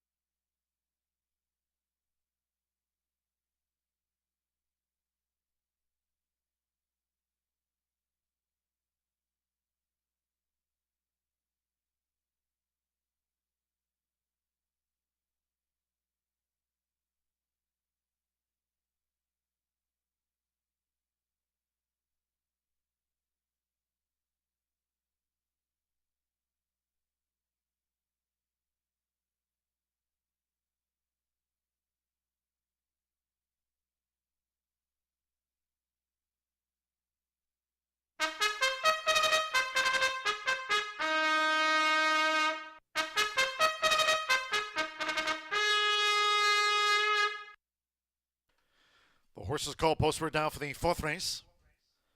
Stepping onto the track for this Fillies mare sprint over the 6 furlongs, a field of 7. Scratch number 2, Very Amelia. Scratch the 2. Number 7, Addicted to Love, a jockey change to Alexis Centeno. Alexis Centeno rides the 7, Addicted to Love.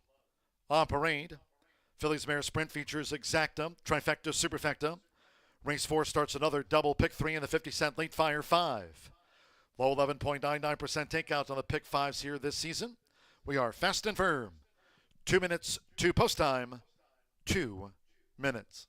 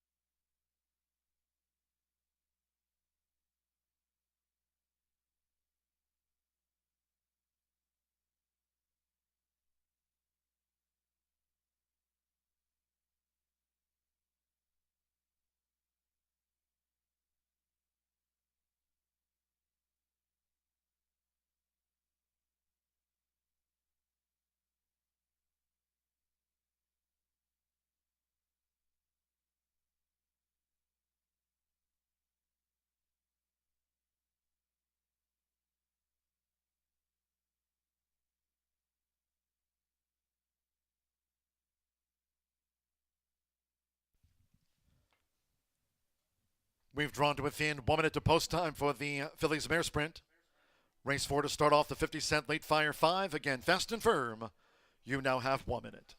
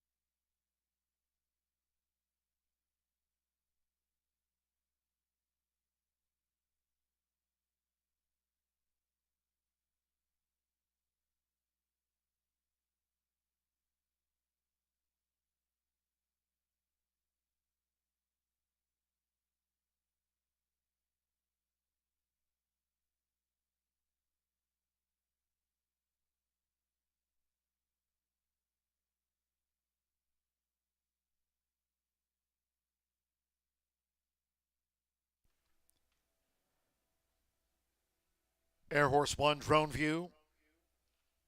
Fillies and mares making their way toward the 6 furlong start. The horses are approaching the starting gate.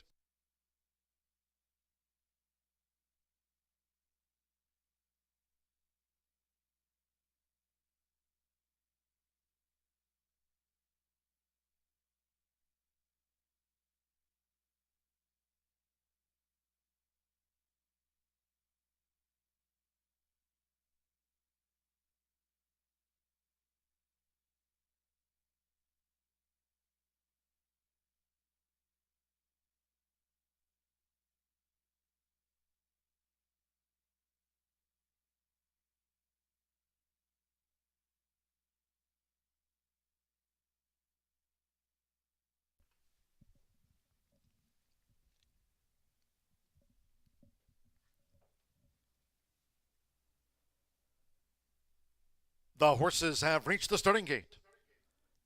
It is now post time. Loading for the Fillies Mare Sprint. Manny Esquivel with Image Run. McKenna Anderson, Brittany's Golden Faith. The first two in. Fernando de la Cruz with Miss Love Shack in the hot pink. Cotty Flatter, Sammy Bermudez has a win on the card. Now Joe Ramos with Mint Chocolate Chip.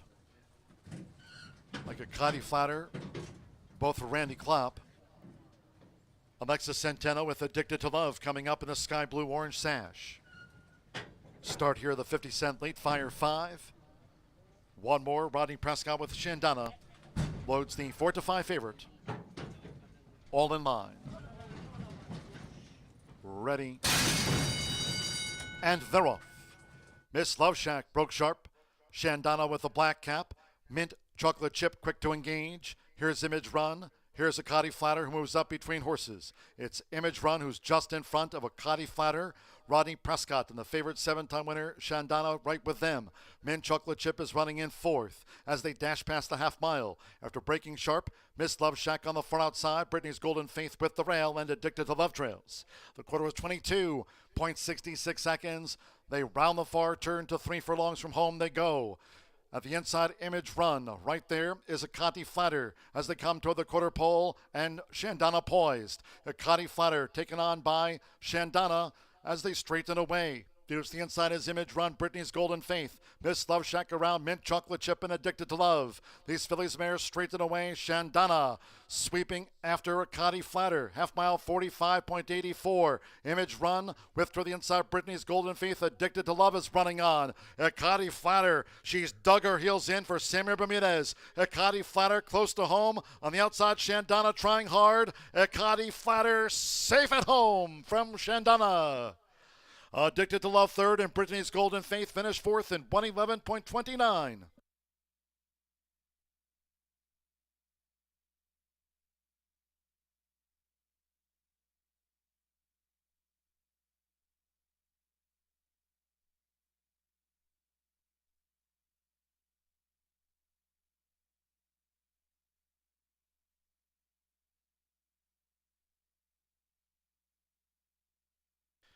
$111.29 after the Fillies and Mares sprint. $111.29 after the photo finish. 3. Cotty Flatter 3-1 first. Holds 8 Shandana at 1-2. Favorite was second to a Cotty Flatter. Here's another look.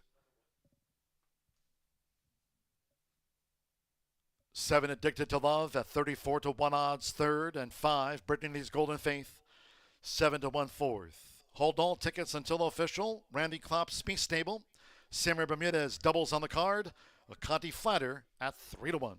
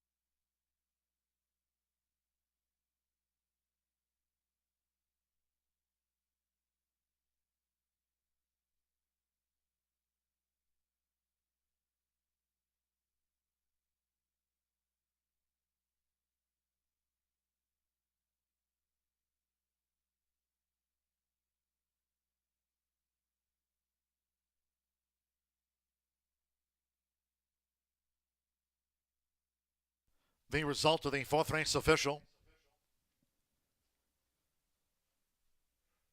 The winning groom leading into the high bar real estate winner's circle, number 3, Akati Flatter, riding double for Sammy Bermudez.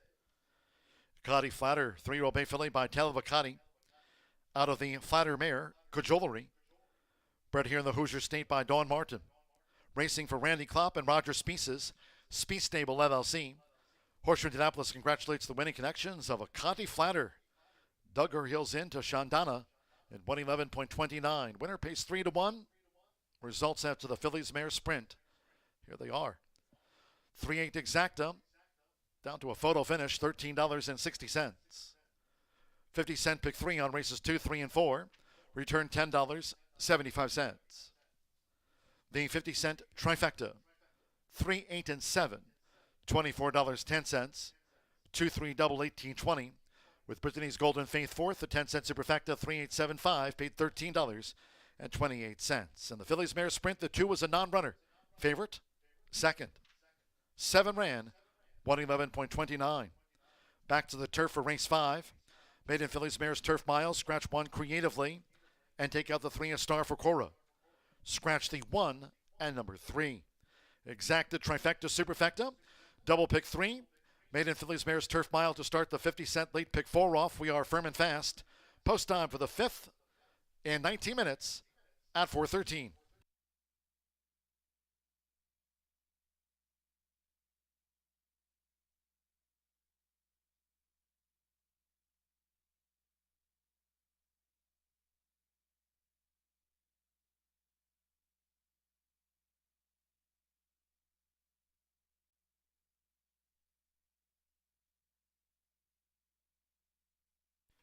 There was a claim from the 4th race sprint.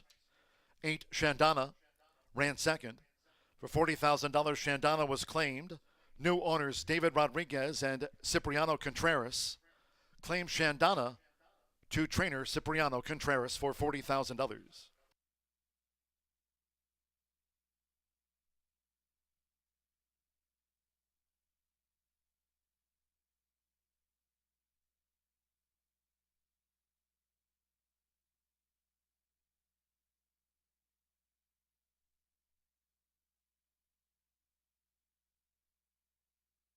Ready. And they're off. Miss Love Shack broke sharp. Shandana with the black cap. Mint chocolate chip quick to engage. Here's Image Run. Here's Akati Flatter who moves up between horses. It's Image Run who's just in front of Akati Flatter. Rodney Prescott and the favorite 7-time winner Shandana right with them. Mint Chocolate Chip is running in 4th as they dash past the half mile. After breaking sharp, Miss Love Shack on the far outside. Brittany's Golden Faith with the rail and Addicted to Love Trails. The quarter was 22.66 seconds. They round the far turn to 3 furlongs from home they go. At the inside, Image Run. Right there is Akati Flatter as they come toward the quarter pole and Shandana poised. Akati Flatter taken on by Shandana as they straighten away. Here's the inside is Image Run, Brittany's Golden Faith. Miss Love Shack around, Mint Chocolate Chip and Addicted to Love. These Fillies mares straighten away. Shandana sweeping after Akati Flatter. Half mile 45.84. Image Run with to the inside, Brittany's Golden Faith. Addicted to Love is running on. Akati Flatter, she's dug her heels in for Samir Bermudez. Akati Flatter close to home. On the outside, Shandana trying hard. Akati Flatter safe at home from Shandana. Addicted to Love third, and Brittany's Golden Faith finished 4th in 111.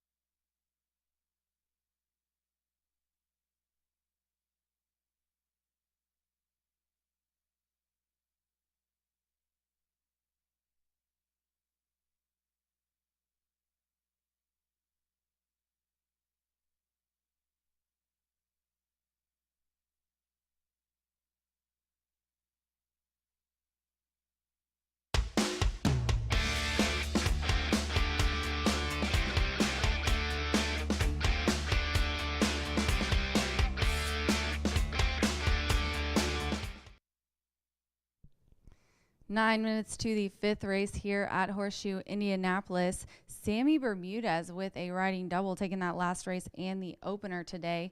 That I think is the second time he's had a double this week. So Sammy definitely in fuego. We've got a 3-year-old and up filly mare maiden claiming for 20. They're going 2 turns on the grass. A mile is the distance.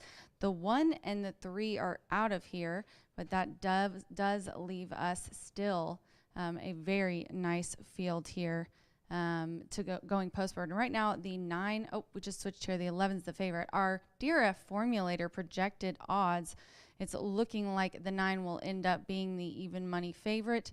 And my top selection here is a little bit of a long shot. I think would have been higher on the odds if it weren't for the couple of scratches, but I do like the 4 at 5-1 here. Good, better, best. Miguel Perez is aboard for Fasto Gutierrez. This is a 3-year-old filly by Collected, making her 10th lifetime start. Out of the 9 she has had, she's been 7 in the money, 2nd or 3rd. So of course she's a maiden, hasn't had a win, but she has been in the thick of it most of her races. She has tried the turf before, and what I'm looking at is about 3 back. It was on it was March 26th at Gulfstream Park, and she was in a similar group.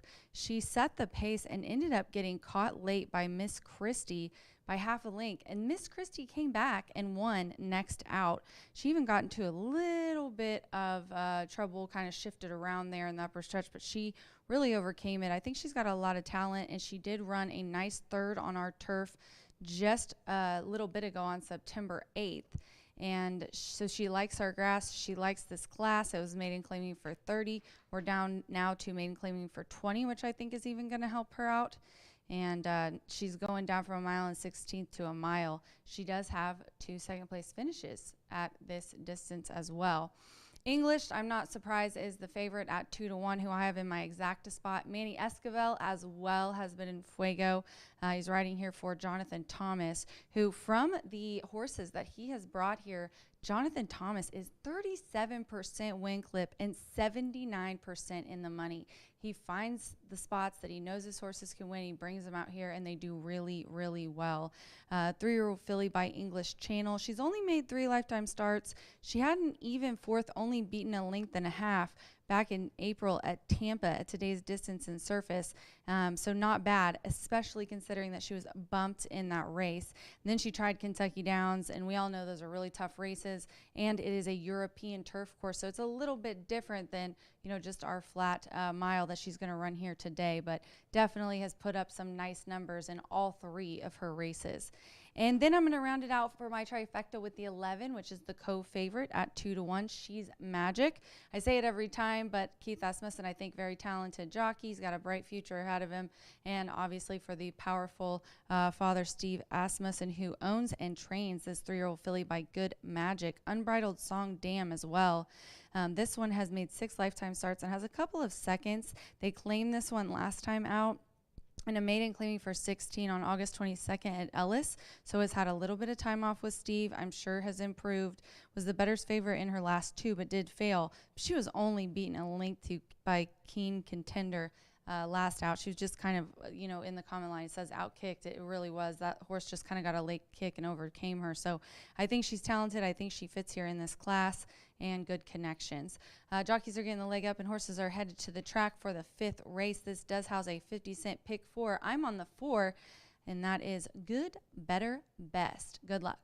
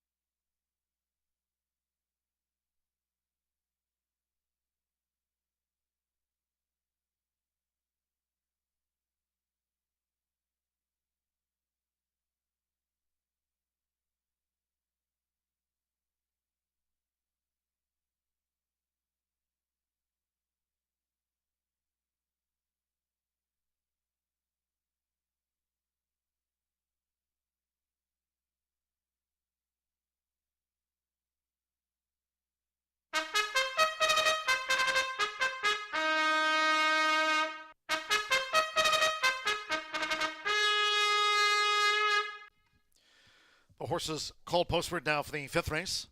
This Maiden Fillies Turf Mile. Course here firm around the 24 feet. A field of 9. Scratch the 1 creatively and the 3 a star for Cora. Scratch the 1 and number 3 from the race card. No other changes. 1 and 3 both have been scratched. Exacta, trifecta, superfecta. Double pick 3. Maiden Fillies Turf Mile starts the 50 cent. Late pick 4. Firm and fast with 3 minutes to post time. 3 minutes.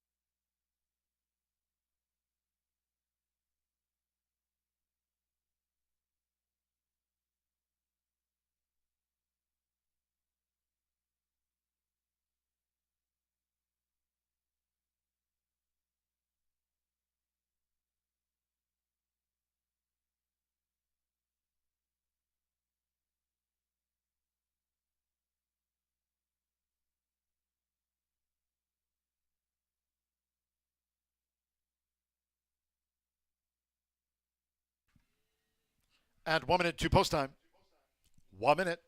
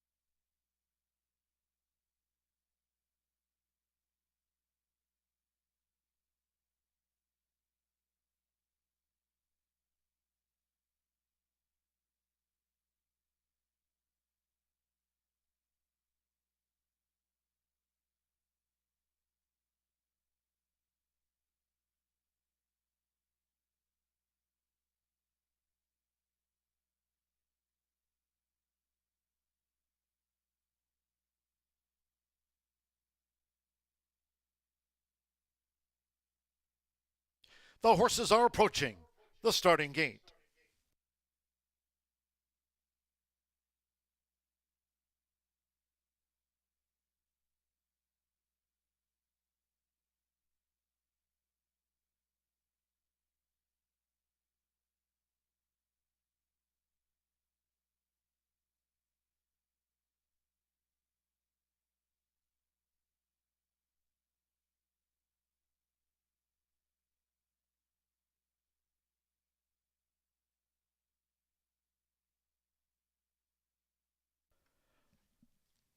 Maiden fillies now crossing over to the turf course near the mile start.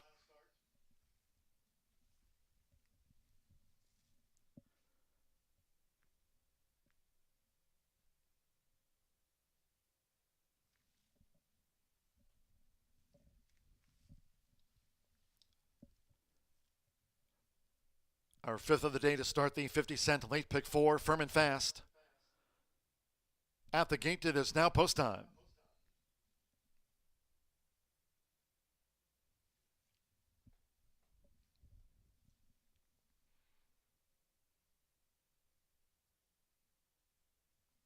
They're going in. Calm, cool. Rene Diaz has a win on the card. Colby Hernandez with Tizerin. Now Miguel Perez with Good, Better, Best. Orlando Mejica, DDB in the black. Abel Escano, Swigert. Swigert's in. Manny Esquivel, English coming up. Aqua Pink Hoop.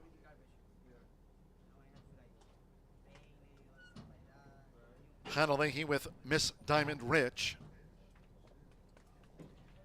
English 8-5 favorite. A couple back for this maiden fillies turf mile. Alberto Burgos with Fleur.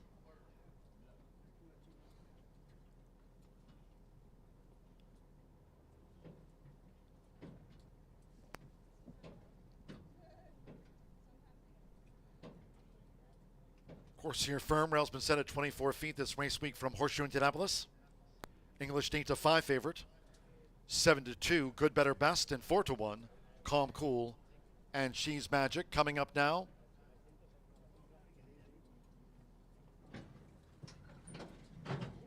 Ready for She's Magic. Keith Asmussen for his Hall of Fame father. And Steve Asmussen Silks, She's Magic. They're in the gate. And they're off. Good, Better, Best. And the red cap strides away. DDB toward the inside with Fleur in the navy silks. Tizerin with an early bid, and right there, She's Magic up on the outside as they head toward the first turn with Miguel Perez. Good, Better, Best to the early lead as they enter the first turn from a tracking Tizerin with Fleur saving ground and on the outside. She's Magic, Royal Blue, and the white halves running in fourth. DDB is fifth as they go to the back of the course, and then comes Swigert and the Burgundy Silks with Miss Diamond Rich, Calm, Cool, second to last, and English trails the turf mile. The front runner, Good, Better, Best, takes them through an opening quarter right along in 22.96 seconds. Good, Better, Best has built up a 10-length lead. Has a half mile to go. Good, Better, Best isolated out in front of a tracking Tizerin, who's running second by a length more. Swigert now gains up into third from She's Magic in fourth. Fleur is saving ground in fifth, while two clear from DDB. A couple more then to Miss Diamond Rich with Calm, Cool, and English being asked to pick up now by Manny Esquivel. Good, Better, Best half mile, 47.16 seconds. She's a 5-length leader coming toward the quarter pole. She's Magic, Swigert trying to close in. Tizerin and Fleur as these maiden fillies straighten away. Good, Better, Best, the margin's still shrinking. Calm, Cool with Miss Diamond Rich. English just relegated DDB to last. 3/4, 1 minute 12.07 seconds. It's still Good, Better, Best. She rebreaks now for Miguel Perez. Good, Better, Best with a 16th to last. Tizerin still chases with She's Magic on the outside. Fleur is also closing. Good, Better, Best is almost there. Good, Better, Best. Good, Better, Best. Holding on.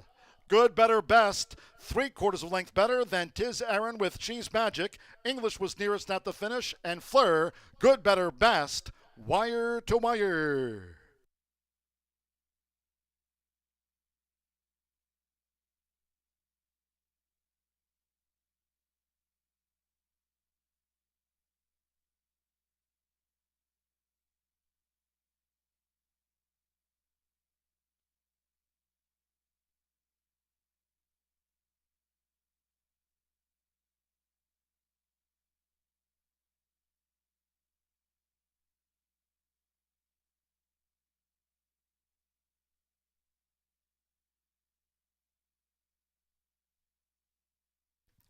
137.70 after that maiden Phillies Turf Mile. 4 Good, Better, Best.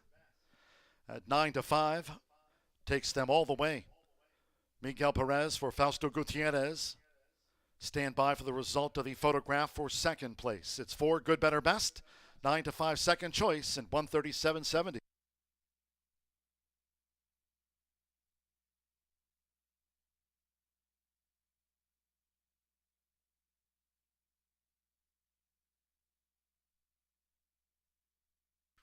Result of the place photo, second going to 7 Tiz Aaron.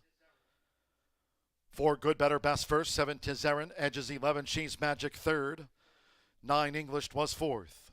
4, 7, 11, 9 Good, Better, Best is beaten home Tiz Aaron, She's Magic, and English after the maiden Phillies Turf Mile.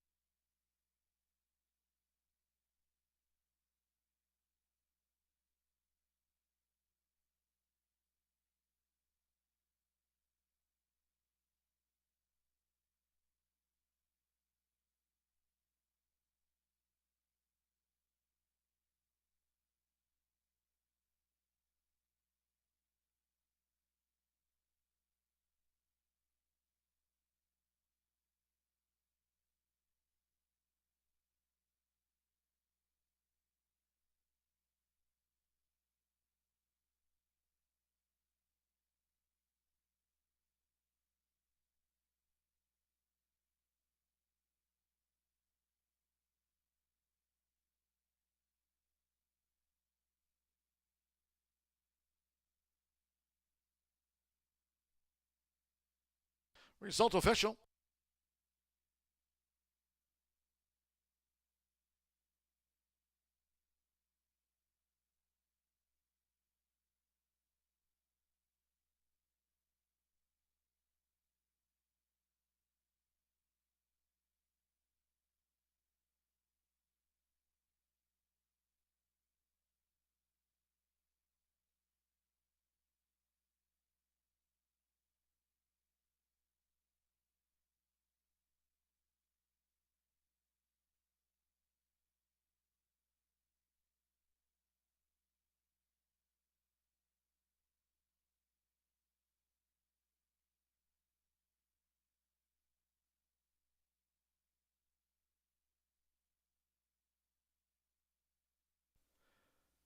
Returning to the high bar real estate winner's circle will be the 4 Good, Better, Best. Takes them wire to wire for Miguel Perez.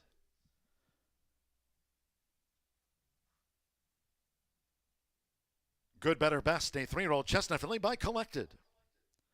Out of the Unbridled Song Mare, Lyrical Diva, bred in Kentucky by Mockmer Hall. Racing 4, Fausto Gutierrez's Don Arienzo Stable LLC of Fausto Gutierrez. Horseshoe Indianapolis congratulates the winning connections. Good, Better, Best out to the maiden ranks.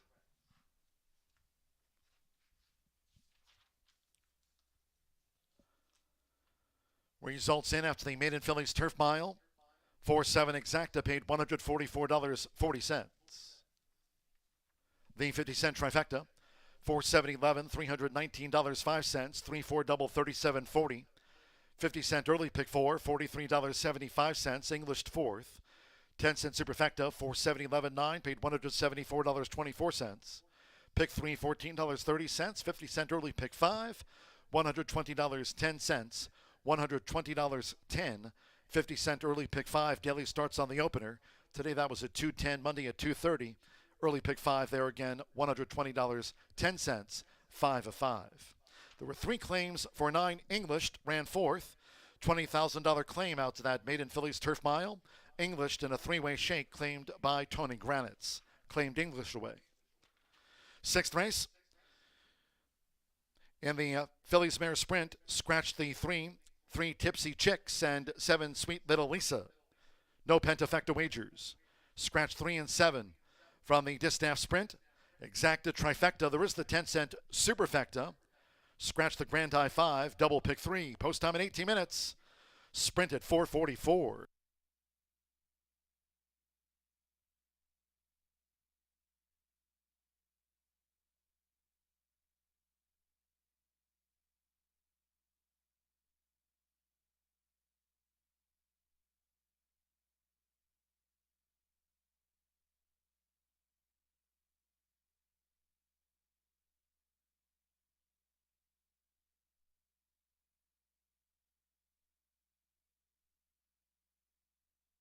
They're in the gate.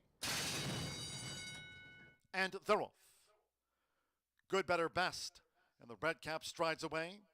DDB toward the inside with Fleur in the navy silks. Tiz Erin with an early bid, and right there, She's Magic up on the outside as they head to the first turn with Miguel Perez. Good, better, best to the early lead as they enter the first turn from a tracking Tiz Erin with Fleur saving ground and on the outside. She's Magic, Royal Blue and the White Halves running in fourth.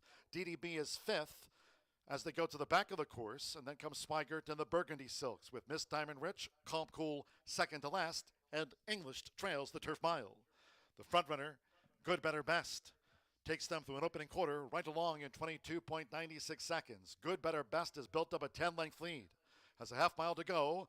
Good, Better, Best isolated out in front of a tracking Tiz Erin, who's running second by a length more. Swigert now gains up into third from She's Magic in fourth. Fleur is saving ground in fifth, while two clear from DDB. A couple more then to Miss Diamond Rich with Calm Cool and English, being asked to pick up now by Manny Esquivel. Good, better, best half mile. 47.16 seconds. She's a 5-length leader coming toward the quarter pole. She's Magic, Swigert trying to close in. Tiz Erin and Fleur as these maiden fillies straighten away. Good, better, best. The margin's still shrinking. Calm Cool with Miss Diamond Rich. English just relegated DDB to last. 3/4, 1 minute 12.07 seconds. It's still good, better, best. She rebreaks now for Miguel Perez. Good, better, best with a 16th to last. Tiz Erin still chases with She's Magic on the outside. Fleur is also closing. Good, better, best is almost there. Good, better, best. Good, better, best. Holding on. Good, better, best. 3/4 of a length better than Tiz Erin.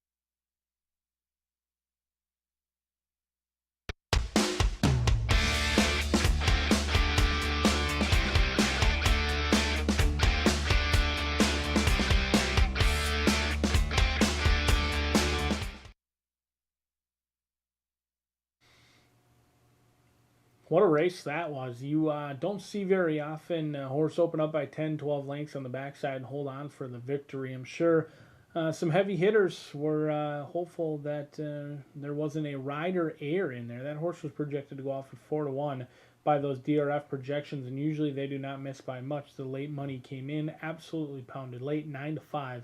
They hold on by the hair on their chinny chin chin.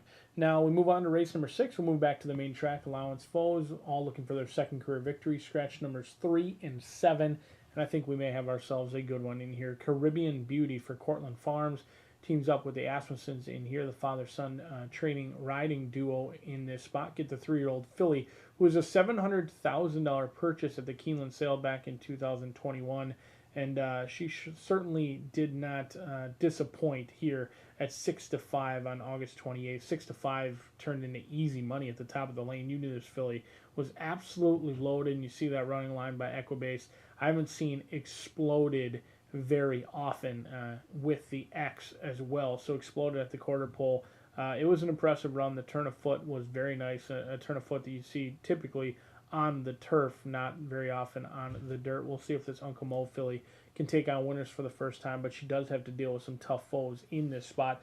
4-5 is Caribbean Beauty, strictly the horse to beat in my opinion, and the horse to bet. But right now the money's coming in on Vance Childers' Angel Express. Manny Escobar going to be calling the shots in here for Vance Childers. This will be his first start here locally at Horseshoe Indianapolis, and he's got himself a nice 3-year-old filly himself, who did just get the maiden breaking score on the turf over in Chicago. But you can see she's full of herself, on the toes, on the muscle, giving the handler everything he wants at this point for the Florida bred, who's certainly feeling very good despite coming in off of a brief freshening. It's only 2 weeks off since her last race, but she is certainly feeling her oats down here in the walking ring. She is a consistent sort. She's been in the trifecta 4 out of 5 times. The lone time she did miss was on debut at 2 years old. Certainly has progressed very nicely from 2 to 3. She's shown ability to go to the lead or sit off the pace. We'll see what the veteran rider opts to do in here, but the money is legit. It's coming in right now, making this one your clear second choice despite that 6-1 morning line odds. Kentucky Derby runner-up rider Jareth Loveberry going to be calling the shots in here. 3-year-old filly with Larry Ravelli for Patricia's Hope Moments to Shine. Do note, rider comes in for one mount. It says lone mount on the card. Something that I always look for and fancy as well. And Jareth, one of the best guys in the jocks room, not only here at Horseshoe Indianapolis, but around the country.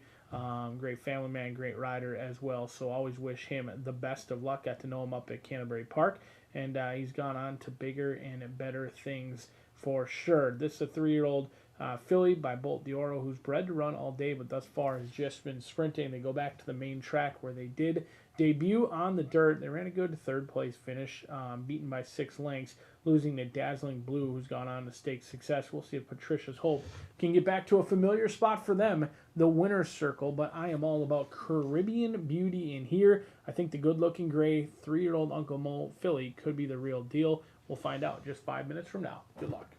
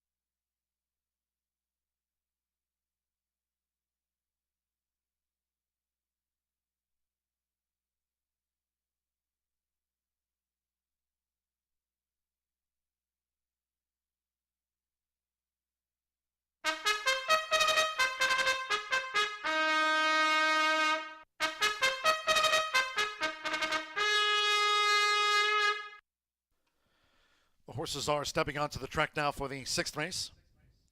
This Philly sprint over the 6 furlongs, a field of 6. Scratch number 3, 3 Tipsy Chicks, and the 7 Sweet Little Lisa. No pentafecta wagers. Scratch 3 and 7. On parade, exacta, trifecta. There is the 10-cent superfecta. Once again, take out the 10-cent grand high 5. No pentafecta wagers. Double pick 3, fast and firm. 3 minutes to post time for the Phillies sprint. 3 minutes.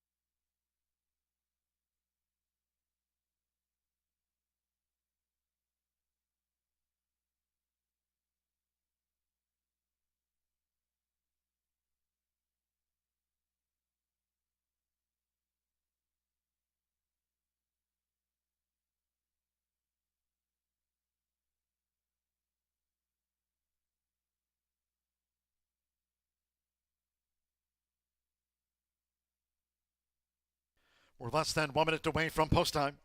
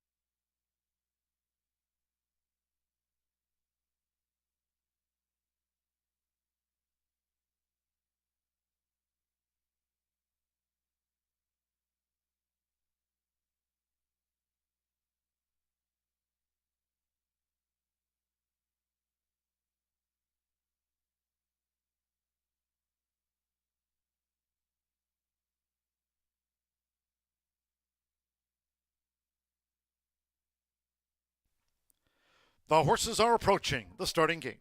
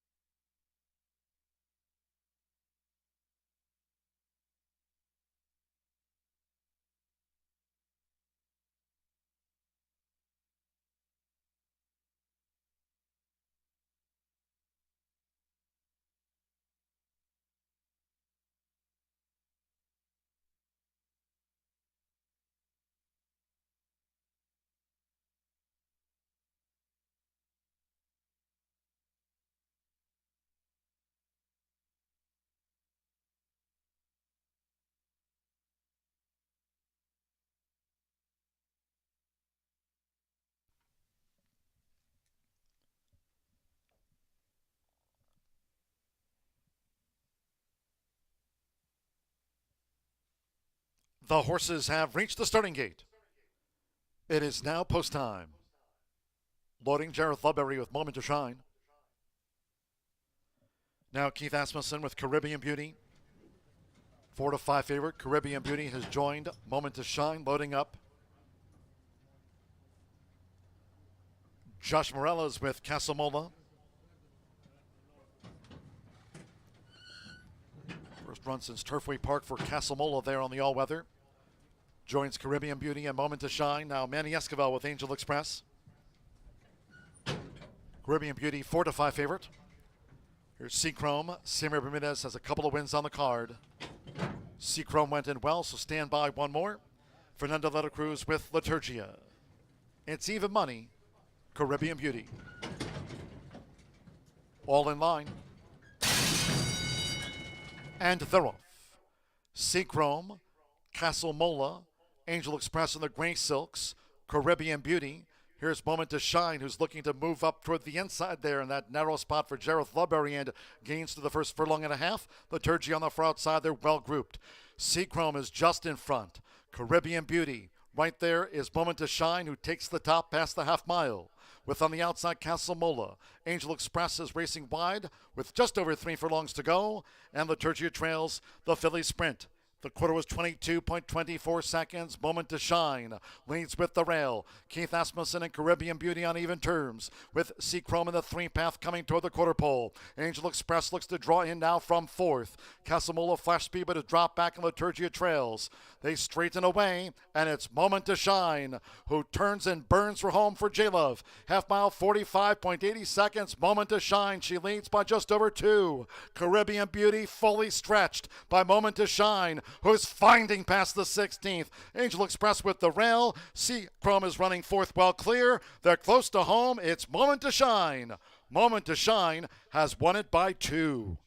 Caribbean Beauty was kept at bay by Moment to Shine in 1:12.39. Angel Express 3rd and Seachrome finished 4th.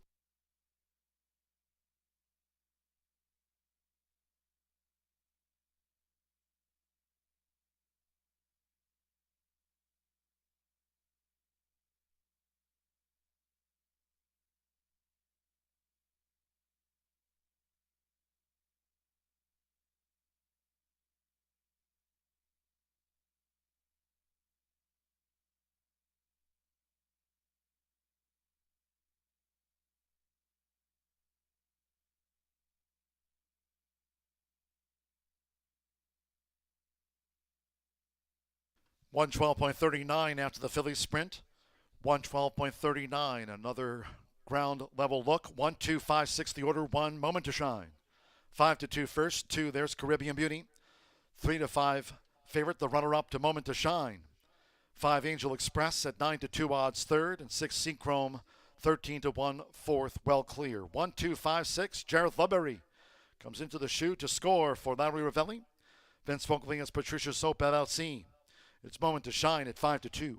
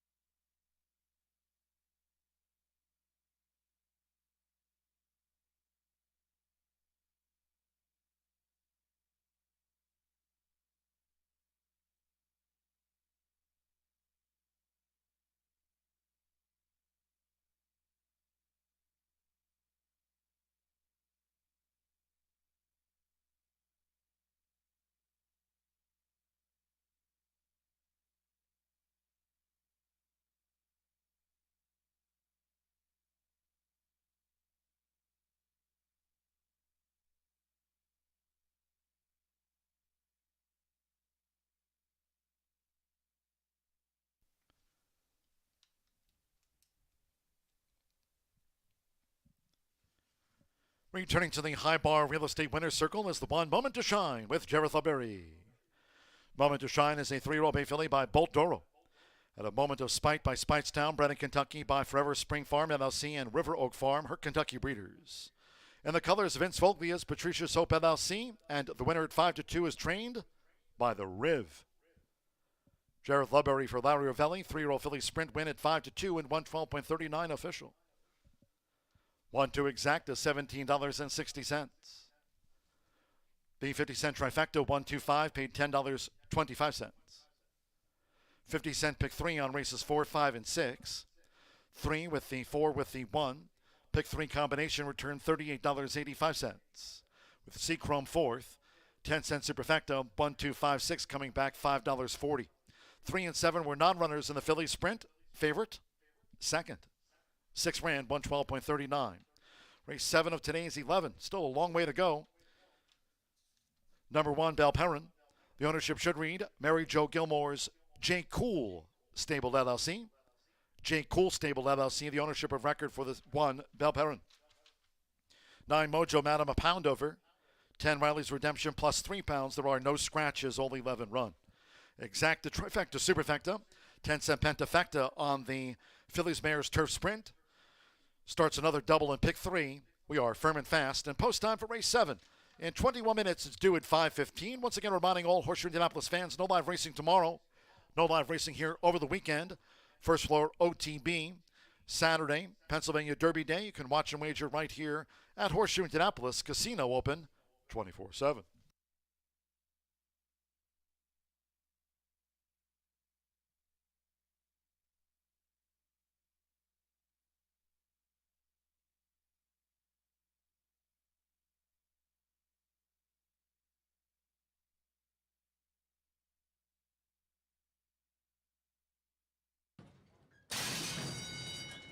And they're off. Seachrome, Castle Mola, Angel Express in the Gray Silks, Caribbean Beauty. Here's Moment to Shine, who's looking to move up toward the inside there in that narrow spot for Jareth Leberry, and gains to the first furlong and a half. Liturgy on the far outside, they're well grouped. Seachrome is just in front. Caribbean Beauty. Right there is Moment to Shine, who takes the top past the half mile. With on the outside, Castle Mola. Angel Express is racing wide with just over 3 furlongs to go. And Liturgia trails the Philly Sprint. The quarter was 22.24 seconds. Moment to Shine leads with the rail. Keith Asmussen and Caribbean Beauty on even terms, with Seachrome in the 3-path coming toward the quarter pole. Angel Express looks to draw in now from 4th. Casamola flash speed, but a drop back in Liturgia trails. They straighten away, and it's Moment to Shine, who turns and burns for home for J-Love. Half mile, 45.80 seconds. Moment to Shine. She leads by just over 2. Caribbean Beauty fully stretched by Moment to Shine, who's finding past the 16th. Angel Express with the rail. Seachrome is running 4th well clear. They're close to home. It's Moment to Shine. Moment to Shine has won it by 2. Caribbean Beauty was kept at bay by Moment to Shine in 112.39. Angel Express 3rd. And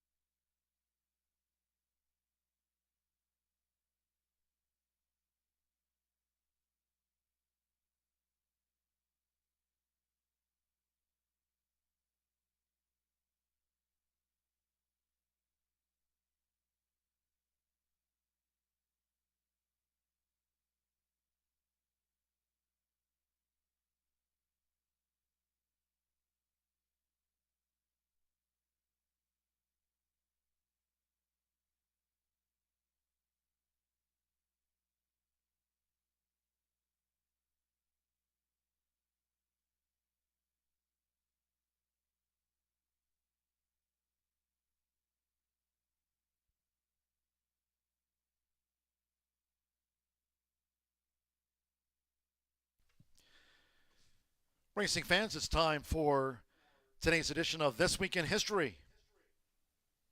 Here in Indiana, 5 years ago, Bold Concept scored her first win for Grand Gesture. The fitly guided to victory by Deshaun Parker for trainer Tony Granitz was greeted in the winner's circle by more than 20 members of the fractional ownership group.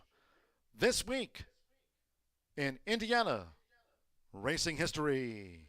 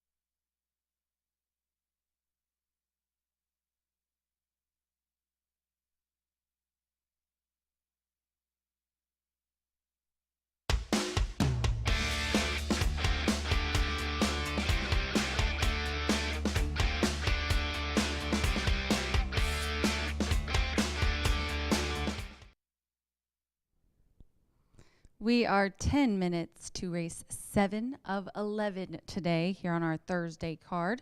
We have a filly mare 3-year-old and up allowance, and this is any other than 11 horses in this field, no scratches or anything, 5 furlongs on the grass. The 3 right now is the favorite and looks like our DRF projected odds have a little bit lower, closer to post time, projected at 3-2. Right now she's 3-1, and that is Numero 6.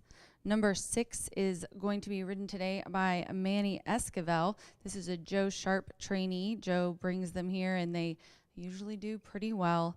She's adding blinkers today. And Manny as well. He's had 10 wins in the last 7 days. I just looked it up because I mentioned John and I have both been talking about how he's been in Fuego lately, and 10 in the last 7 days is pretty good. There's a lot of early speed in this race, and that's the case here for this 3-year-old filly by Frosted.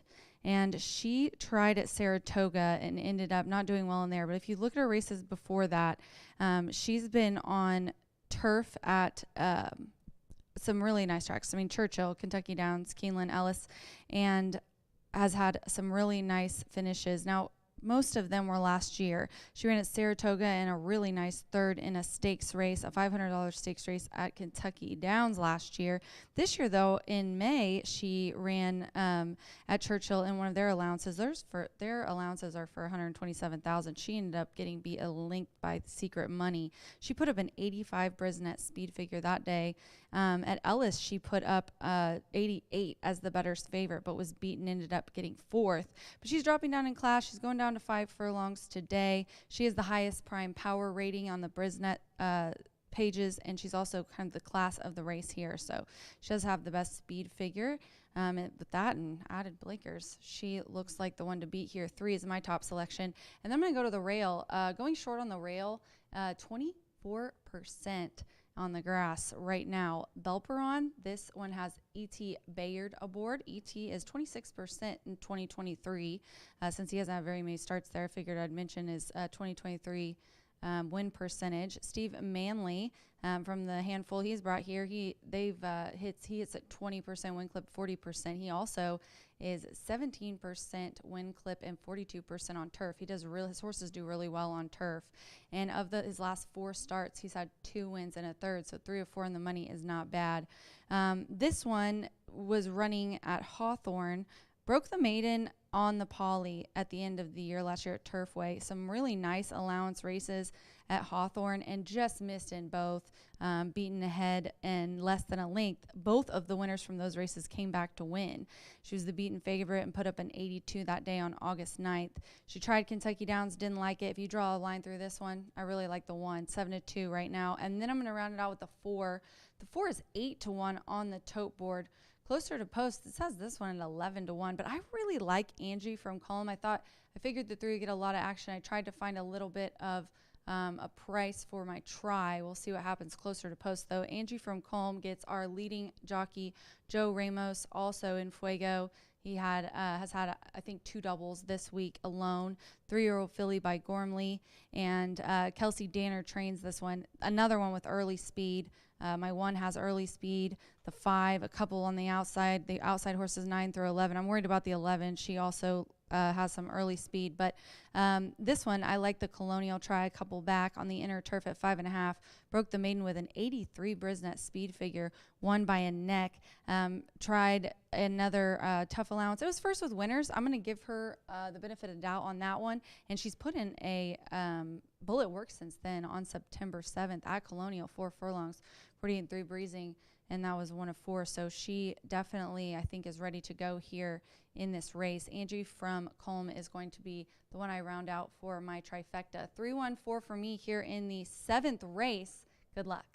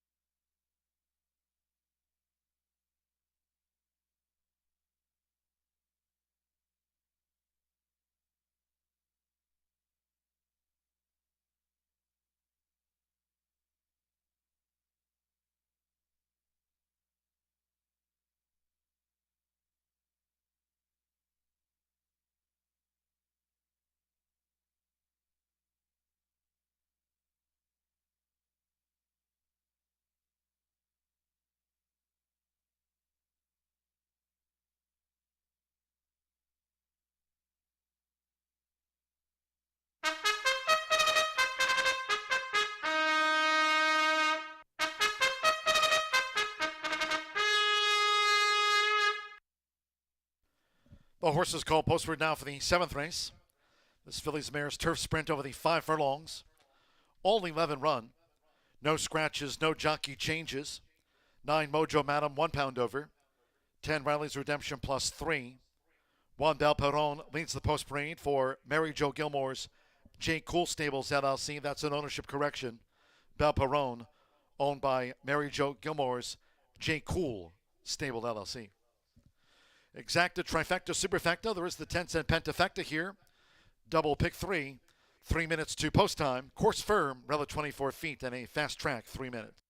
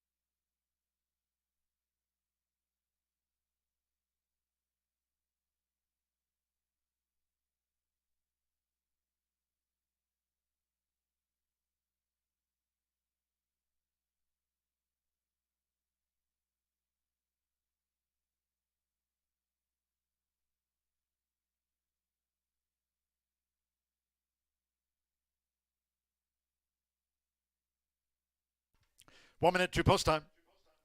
1 minute.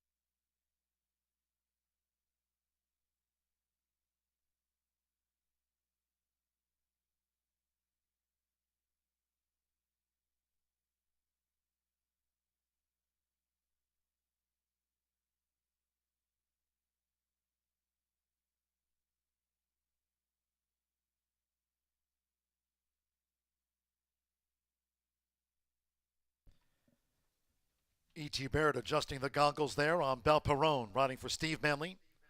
The horses are approaching the starting gate, going to the 5 furlong turf start for this Fillies Mares Turf Sprint, all 11 run.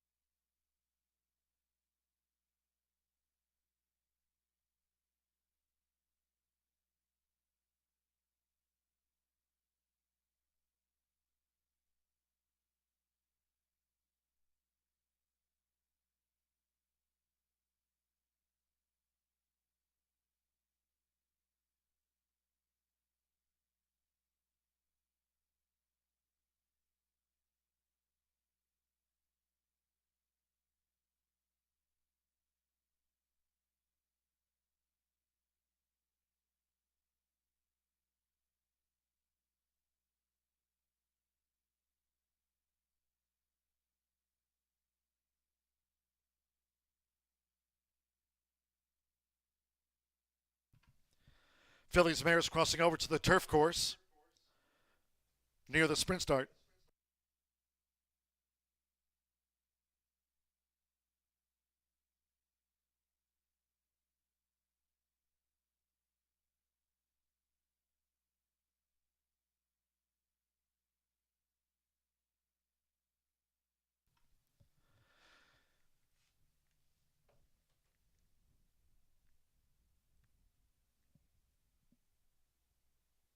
The horses have reached the starting gate. It is now post time. E.T. Baird with Bel Perron going in. Abel Escano. Here comes the Green Filly Bali Baby to join Bel Perron. We're loading up. Walter Rodriguez with Funny Money Honey. Eddie Perez getting tipsy on the purple silks with a gold cap. It's Eva Money, numero 6. Manny Esquivel for Joe Sharp. Numero 6 went in well. Alberto Burgos with Comset drew 8. Now Joe Ramos with Angie from Culm. Orange and black diamonds and cap, Angie from Culm. It's 6-5, numero 6. 5-2, Bel Perron. 8-1. Miss Be Happy. Coming up now with Colby Hernandez. Rodney Prescott, Mojo, Madam Loaded. Now Miss Be Happy.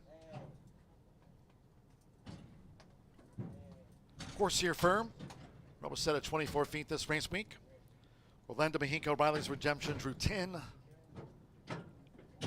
So stand by at 5 furlongs. One more, Keith Asmussen with La Vie. Numero 6, the 6-5 favorite. All in line. Mojo Madam, Fractious in the gate.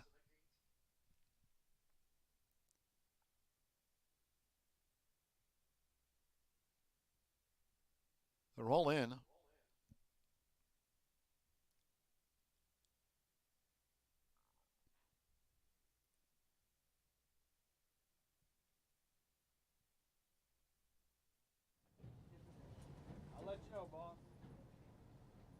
Ready.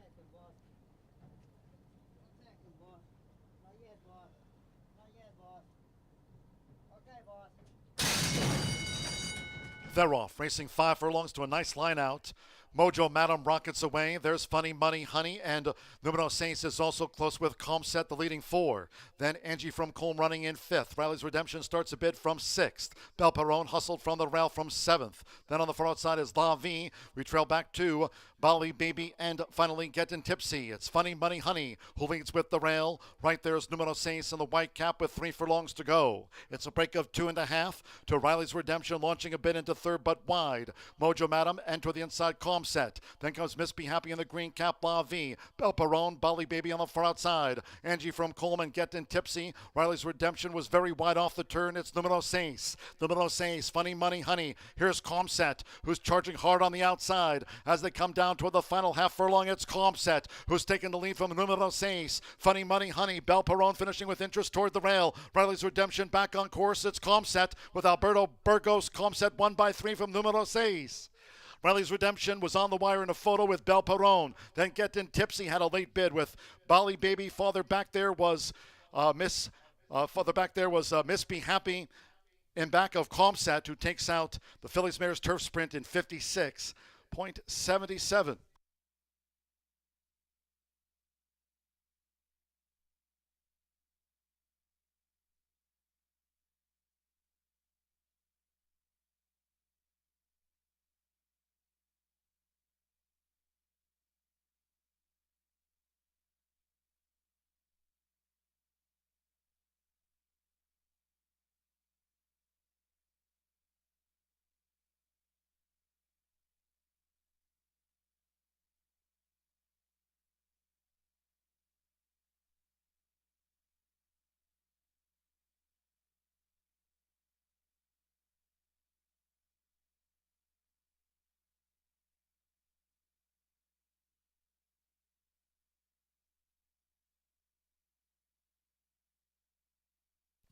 56.77. After that, Phillies Mares Turf Sprint, 56.77. 8-3, 10-1, 7 comes in 5th.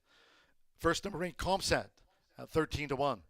3 Numero 6 at 3-2 was second to Calm Set, 10. Riley's Redemption, 33 to 1/3. 1 Bel Perron at 2-1 4th, and the 7. Gettin' Tipsy gets into the Grand High 5. 8, 3, 10, 1. 7 5th for the Pentafecta.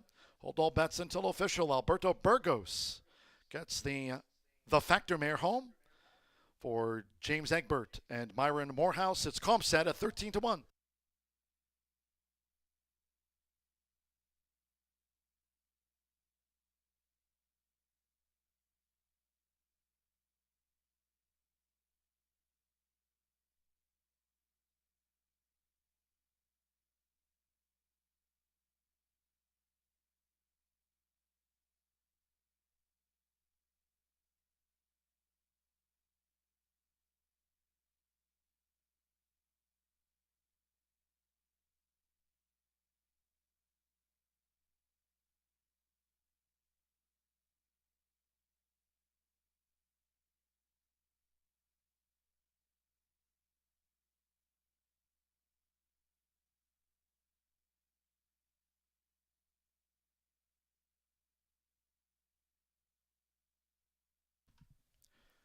Returning to the High Bar Real Estate Winners Circle, the 8 Calm Set with Alberto Burgos. Calm Set is a 5-year-old dark bay or brown mare by the Factor. And a Sister Diane by Giants Causeway. Bred in New York by Miller Farm Incorporated. Jim Egbert trains for Myron F. Morehouse, Horseshoe Indianapolis. Congratulates the winning connections of Calm Set. Paid 13-1 after the Phillies Mares Sprint official. 8-3 Exacta paid $103.80. Pick 3, 4 with the 1 with the 8 Calm Set, $108.40. That Pentafecta will carry over on to race 8 for $2,483. Race 8 for a 10-cent Grand High 5. Pentafecta carryover on the next one, $2,483. The 50-cent trifecta pays on 8, 3, and 10. Again, results and prices after the Phillies Mares Turf, 56.77. All 11 ran. Favorite second. That trifecta, $556.25. 1-8 double, 104.60 in the 10-cent superfecta. Returned $455.19. No changes in the maiden sprint. Race 8, all 7 run. Exacta, trifecta, superfecta, double pick 3. That 10-cent pentafecta carryover once again on to race 8. The pentafecta carryover goes $2,483. Post time in 19 minutes at 5:45. Fast track.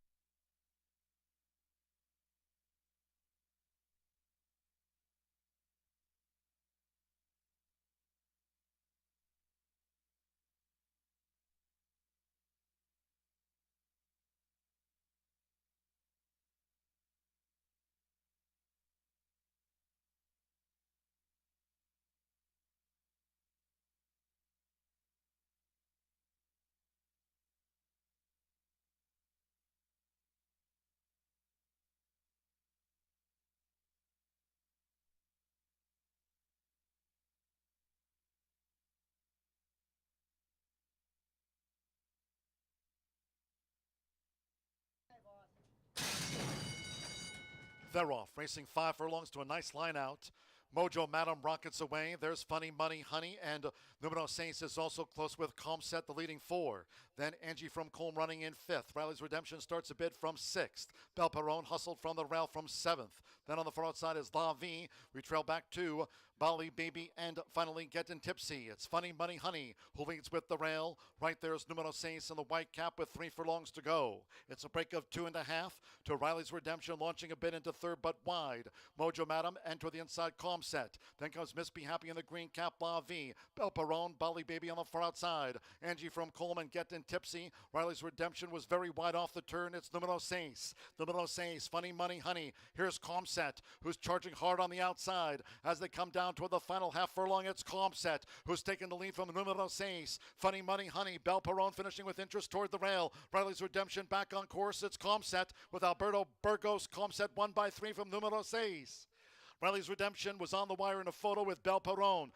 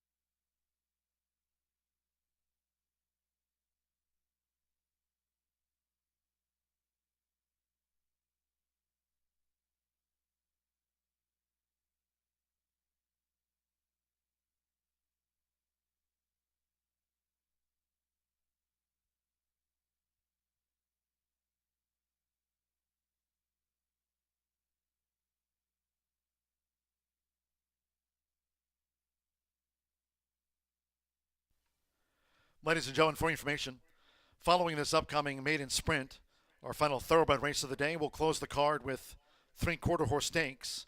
We have some late jockey changes to announce for the first time in them. Starting in the 9th race, the John Deere Juvenile Challenge Final. In the 9th race, number 9 Cleve will now be ridden by Martin Munoz. 7 pounds over. Martin Munoz will ride 9 Cleve in race 9. Turning to the 10th race, that's the Q Racing Video Distaff Challenge Final. In the 10th race, number 6 Sawyer Strange, a jockey change for this filly to Fernando Morin, and there'll be no overweight. Fernando Morin on 6 Sawyer Strange, weights okay at 126. And turning to the last of the day, race 11 closing the card and the race week here with the Adequan Derby Challenge Final. Race 11, number 6 Lada Cruising will now be ridden by Diego Bocanegra, 3 pounds over. Diego Bocanegra on 6 Lada Cruising, plus 3 pounds in the Adequan Derby Challenge Final.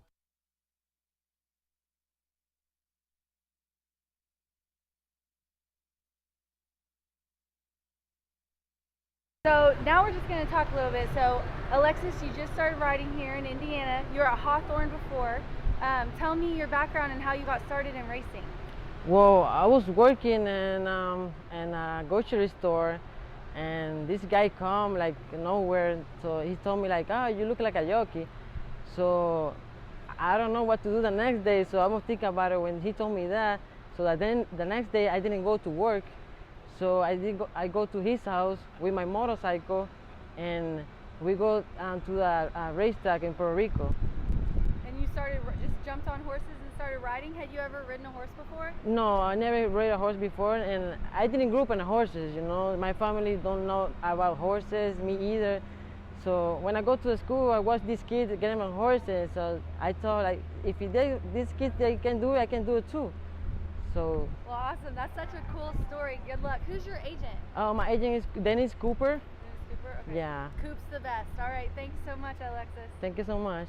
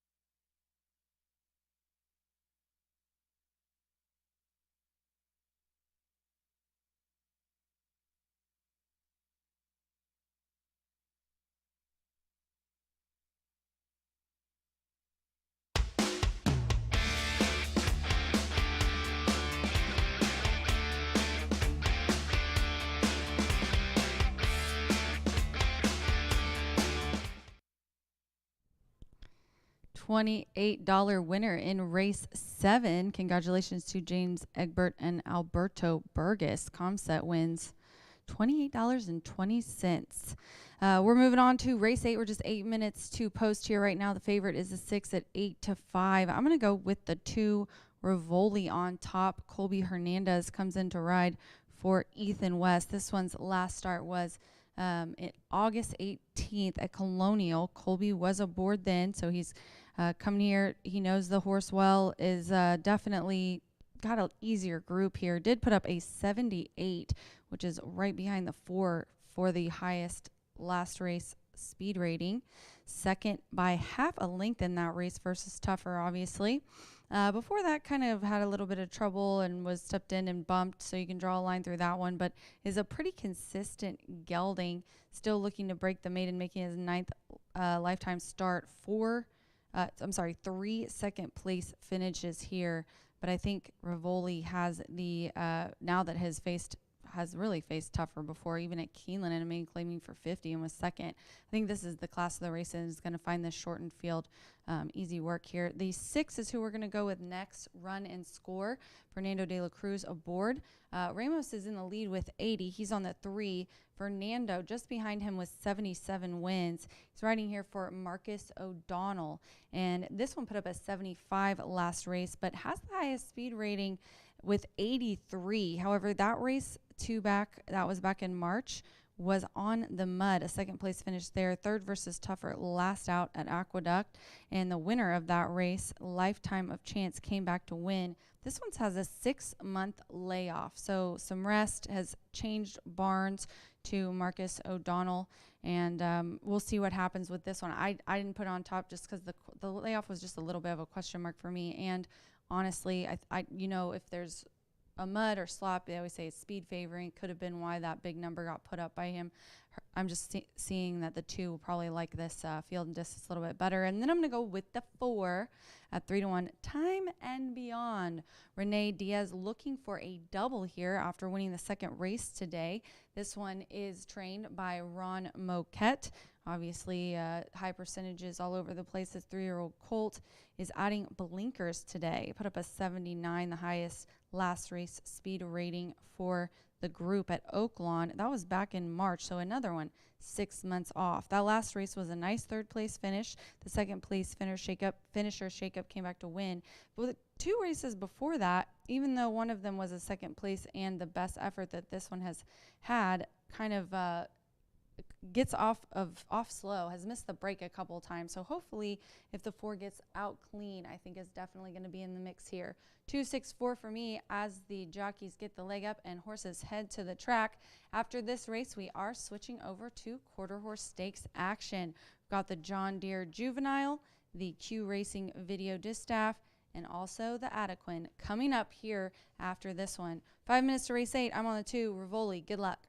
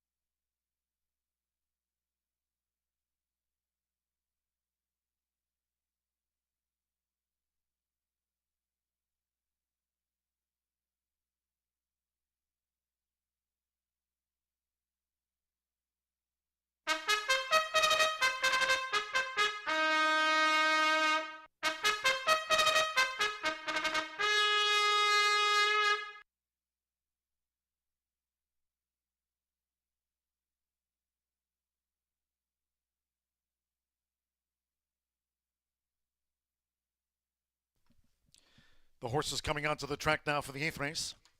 This maiden sprint over the 6 furlongs, all 7 run.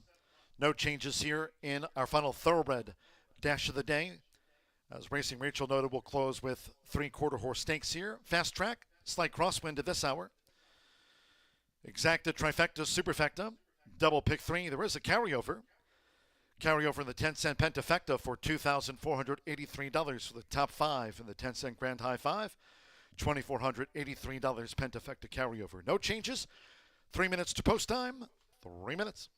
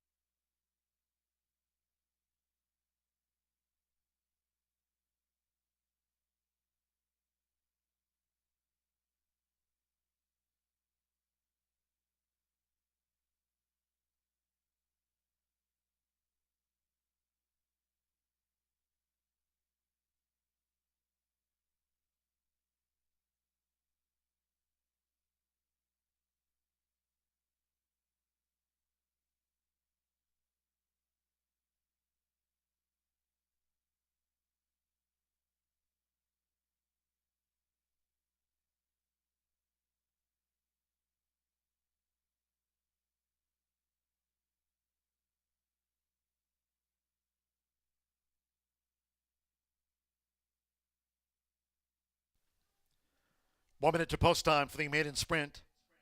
1 minute.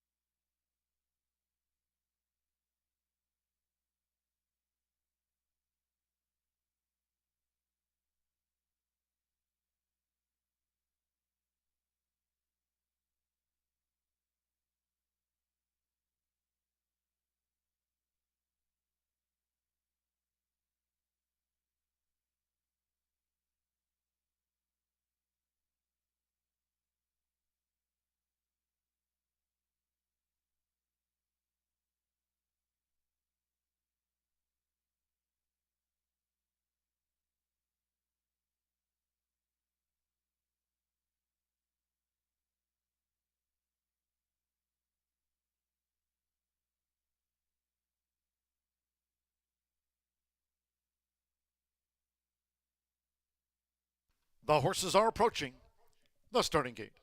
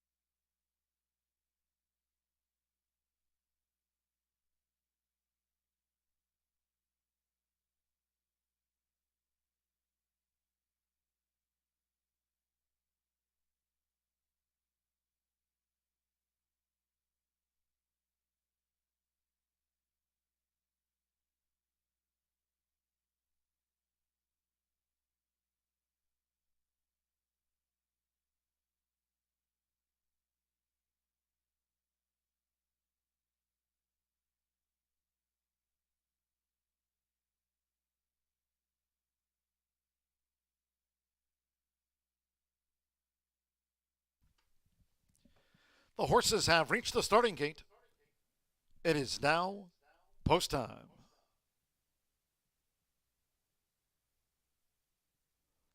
Loading Orlando Mexico with Our Majestic. Rene Diaz, Time and Beyond, black and red blocks. Now Colby Hernandez with Rivoli. Corey Orm, Mining Camp drew 5. Rivoli 9-5 favorite.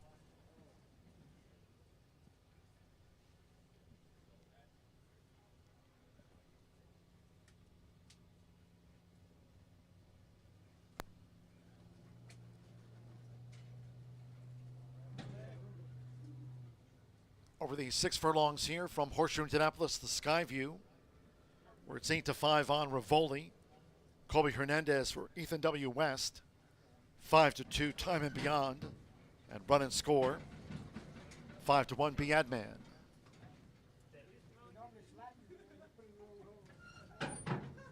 Mining Camp loaded. Now Joe Ramos with Biadman in the black. Fernando de la Cruz with Run and Score.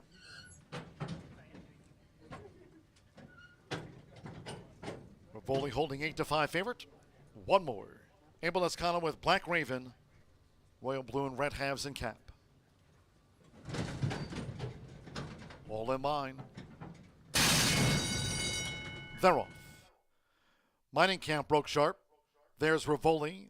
Biadman in the black silks now. Going for an early attack. It's Biadman. Biadman and on the outside Mining Camp. They're vying for it. Rivoli close up third with the rail, length and a half. Run and Score is fourth. Our Majestic fifth with the rail as they dash past the half mile. Then toward the inside, Time and Beyond and wide. Black Raven trails the maiden sprint as they head toward the far turn. The first couple of furlongs rattled off in 22.78 seconds. They have just over 3 furlongs to go. It's Biadman with Joe Ramos. Biadman paving the path around the far turn. In front here of Mining Camp, Run and Score looking to close on the far outside. Rivoli with the rail. Biadman at the quarter pole, a 2-length lead. Then comes Black Raven with to the inside Our Majestic and Time and Beyond is last. Biadman spins them in. Half mile 46.38. It's Biadman. Rivoli charging now and switched out is Rivoli by Colby Hernandez to a clear path to take on Biadman with on the outside Run and Score. Toward the rail is Our Majestic who's charging. Here's Rivoli who surges close home. Black Raven joins on the line along with Our Majestic. Rivoli made it there, but only just from Our Majestic with Run and Score. They swarmed at the finish. Black Raven, they swarmed up Biadman, then Mining Camp and Time and Beyond in a driving finish.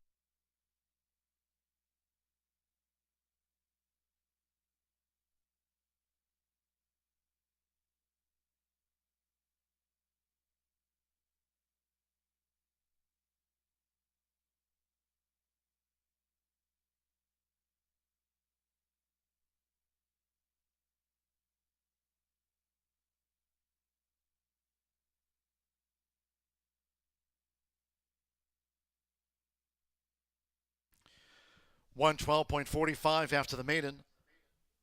They've called for photos. Hold all tickets.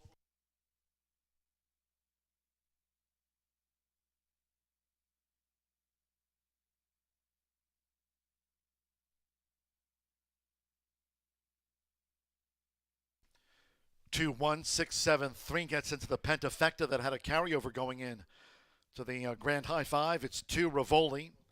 2-1 gets the result over 1 Our Majestic. 14-1 closed on the line. 6 Run and Score at 2-1 third. 7 Black Raven. 21-1 rallied. And 3 Biadman at 4-1 was swallowed up. 112.45. Colby Hernandez gets in with the win here for Thorough Crowd and Ethan W. West. 2-1 on Rivoli. Gets off the mark in his 9th run after the maiden.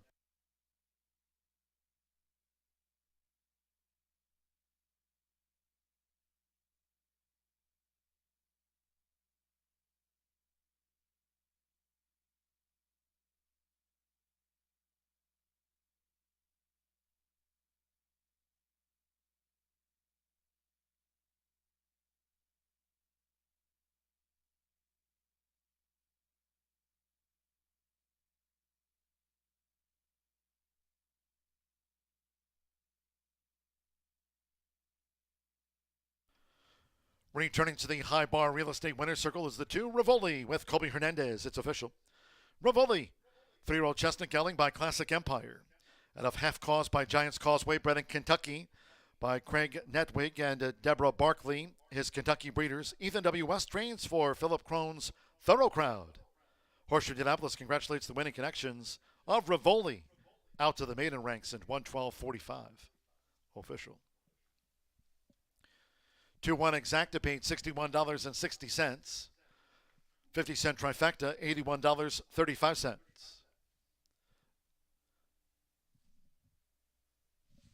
The 10-cent superfecta, 2167 paid $85.17. 182 pick 3, $84.15. The 50-cent late pick 4, there it is, 4-4, $313.15. While the 50-cent late fire 5, after the low 11.99% takeout, pays on 5-5 for $2,038.65. And the pentafecta, $305.66. B. Adman finished 5th. All 7 ran 112.45. Final 3 quarter horse stakes. 9th race, the John Deere Juvenile Challenge Final. No scratches. 9 Cleve, Martin Munoz rides 9 Cleve. These overweights: 1 AJ Pure Gold plus 2. 2 Jack Defire plus 7. 3 Fiona Sais, 7 over. 5 Eyes of Favorite plus 5. 6 HG Favorite Energy, 7 over. 7 Immediate plus 5. 8 Shirley 2-4 is 7 over. 9 Cleve with Martin Munoz, 7 over. 10 Lucky Favorite, 7 over. Exacta, trifecta, superfecta. 10-cent quarter horse pentafecta. Double starts a 50-cent quarter horse stakes pick 3. Fast track post time at 6:14.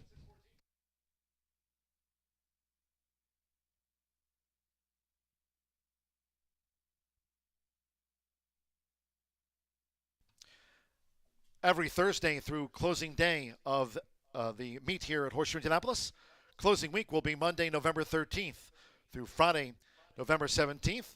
Every Thursday, Dooley's Legends. Congratulations to today's top handicapper, Gina Anderson, picking up the $100 top prize every Thursday through final week of the meet here.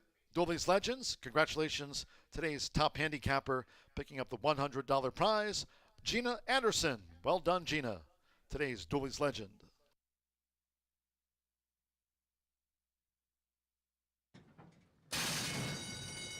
They're off. Mining Camp broke sharp. There's Rivoli. B. Adman in the black silks now going for an early attack. It's B. Adman. B. Adman and on the outside Mining Camp. They're vying for it. Rivoli close up third with the rail, length and a half. Run and score is 4th. Our Majestic 5th with the rail as they dash past the half mile. Then toward the inside, Time and Beyond and wide. Black Raven trails the maiden sprint as they head toward the far turn. The first couple of furlongs rattled off in 22.78 seconds. They have just over 3 furlongs to go. It's B. Adman with Joe Ramos. B. Adman paving the path around the far turn. In front here of Mining Camp, Run and Score looking to close on the far outside. Rivoli with the rail. B. Adman at the quarter pole, a 2-length lead. Then comes Black Raven with to the inside Our Majestic, and Time and Beyond is last. B. Adman spins them in. Half mile 46.38. It's B. Adman. Rivoli charging now and switched out is Rivoli by Colby Hernandez to a clear path to take on B. Adman with on the outside Run and Score. Toward the rail is Our Majestic who's charging. Here's Rivoli who surges close home. Black Raven joins on the line along with Our Majestic. Rivoli made it there, but only just from Our Majestic with Run and Score.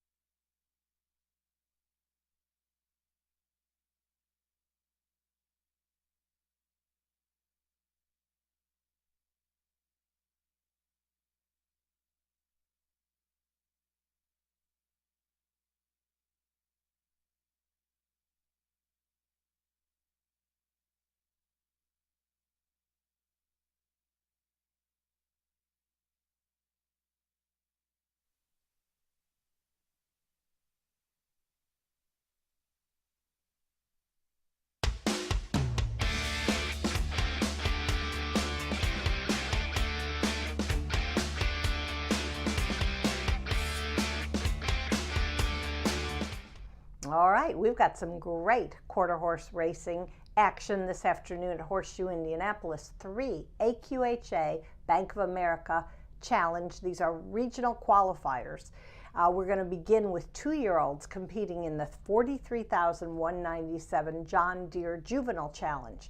Now, the winner of this 350-yard stake will represent Indiana in the John Deere Juvenile Challenge Championships, which this year moves to Lone Star Park. It's right outside Dallas, Texas, and the date is Saturday, October 21st.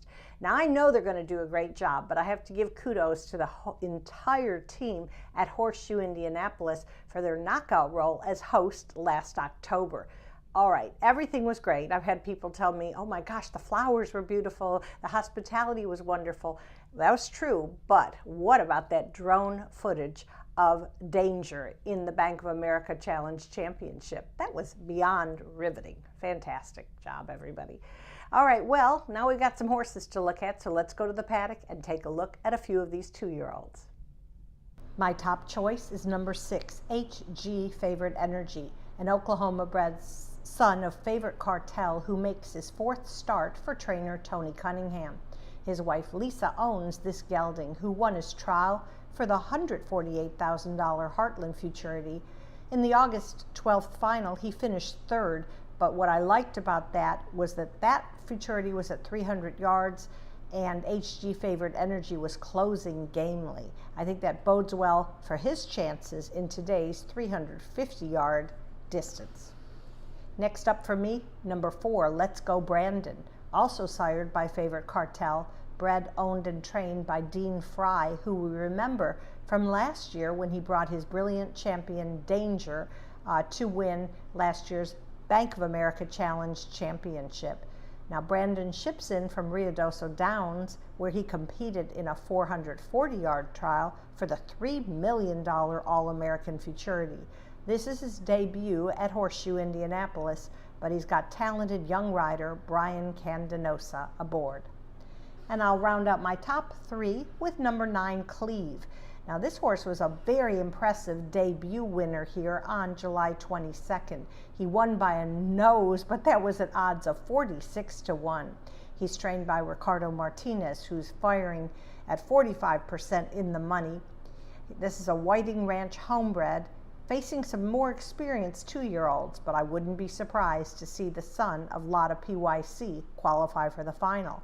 So I'll go 6-4-9 and check out my tip sheet for others. Good luck to all, and Rachel is up next to preview the Q Racing video distaff.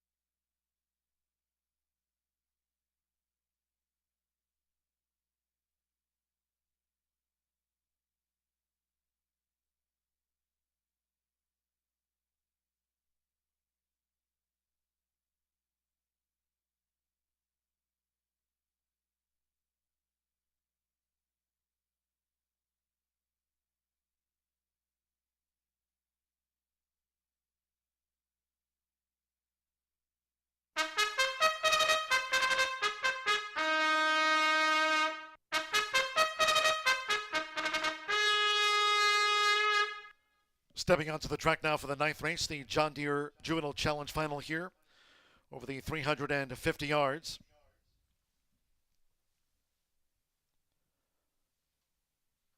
All 10 run. Martin Munoz on 9 cleave. We have these overweights. The 1AJ Pure Gold is 2 over. 2 Jack D Fire plus 7. 3 Fiona Sais 7 over. 5 Isa Favorite 5 over. The 6 HG Favorite Energy 7 over. 7 Immediate 5 over. 8 Shirley 2-4 plus 7. The 9 Cleave with Martin Munoz adds 7 pounds to the program weight. 10 Lucky Favorite is 7 over. So all 10 run. Fast track, exacta, trifecta, superfecta. 10-cent quarter horse pentafecta double starts a 50-cent stakes pick 3. This is part of the AQHA Regional Challenge Series. The John Deere Juvenile Challenge Final here, 2 minutes away.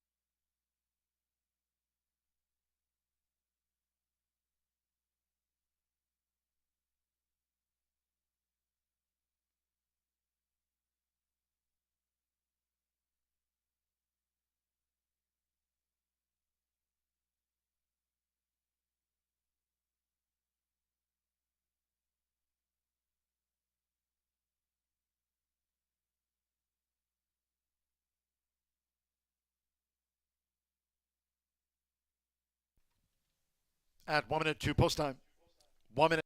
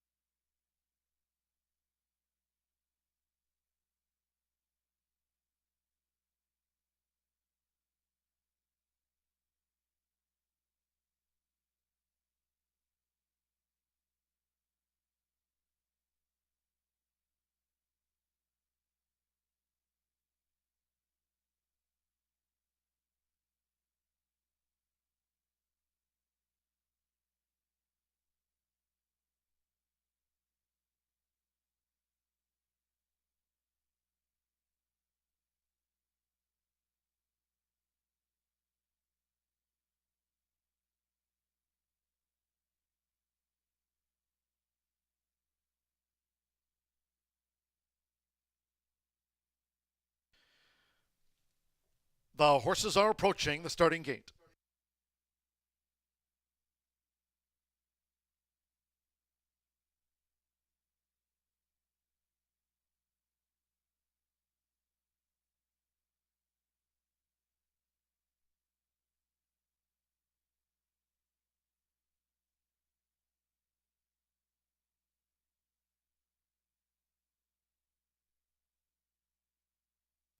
The horses have reached the starting gate. It's post time for the John Deere Juvenile Challenge Final. Here from Horseshoe, Indianapolis, they're going in. HJ Pure Gold, Shirley 2-4. Uses the flipping halter, while Jack D. Fire debuts.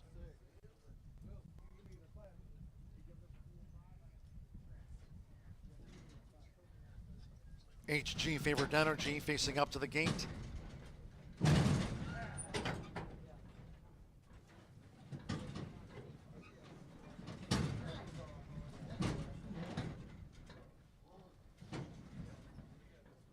Now, Fiona Saiz,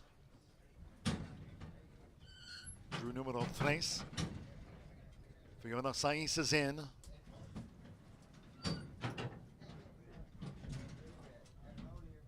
Immediate loaded.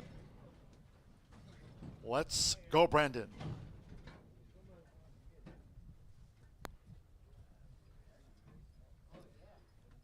Lucky favorite is the 2-1 favorite. Of the 350 yards, fast track. Very light wind. Let's go, Brandon. Eyes a favorite coming up. Martin Munoz with Cleve drew 9. Right here, get the 5. Just get the 5, come on. You can load 2 at a time. And we got 2 way back. Just around these things when we get hot in here.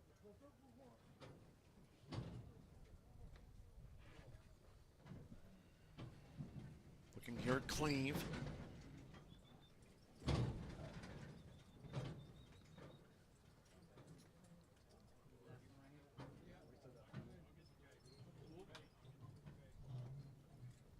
Eyes a favorite like HG Favored Energy. Both here in the final for Tony Cunningham. Cleve in. One more, Giovanni Vasquez Gomez with Lucky Favorite. At 350 yards.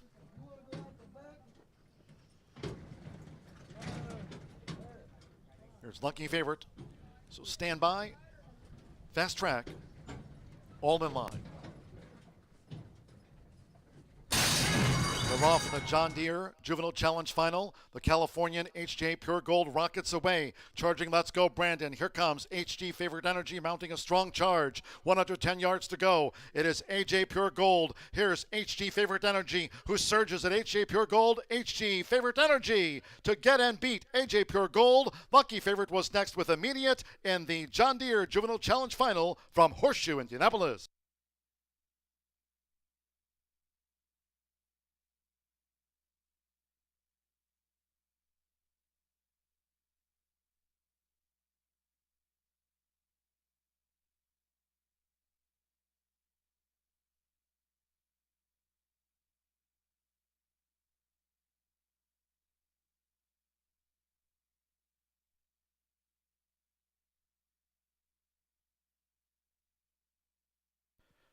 Six won, then a show photo after the final here for the John Deere Juvenile Challenge Final. 6 HG Favored Energy at 3-1 first. 1 AJ Pure Gold at 6-1 was second. It's a photo for third. Hold all tickets until official. Danny Martinez for Tony Cunningham, Lisa Cunningham. Son of Favorite Cartel, HG Favored Energy, and the John Deere Juvenile Challenge Final, part of the AQHA Regional Challenge Series.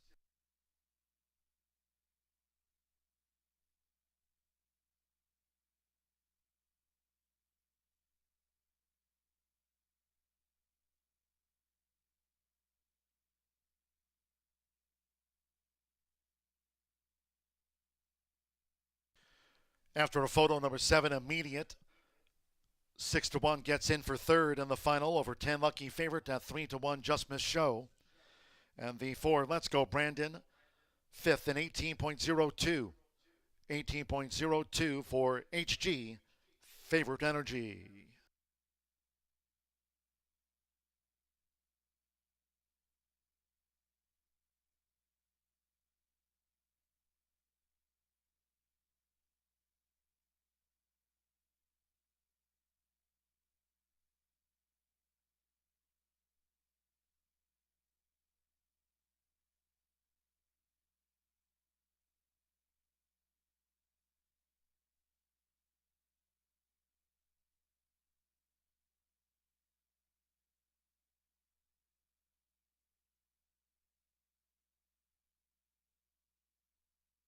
Result official.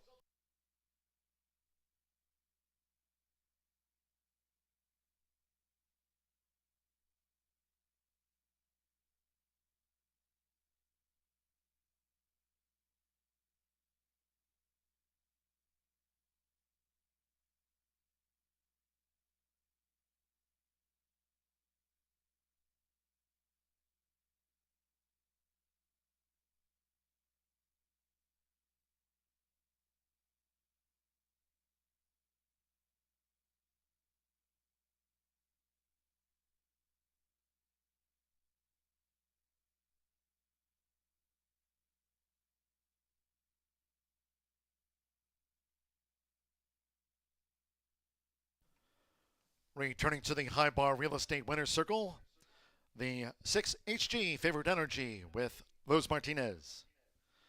HG Favorite Energy, 2-year-old brown gelding by Favorite Cartel.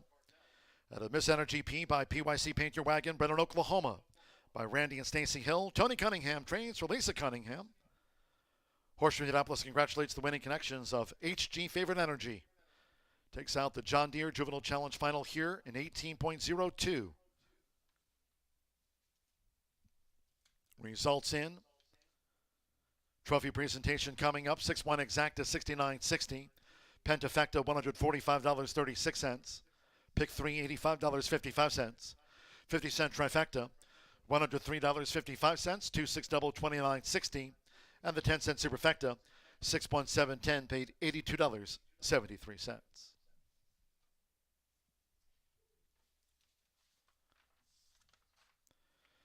Danny Martinez for Tony Cunningham.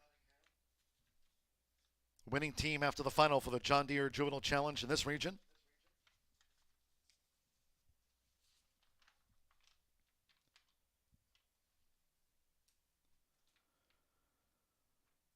Along with Director of Racing and Racing Secretary Chris Polson.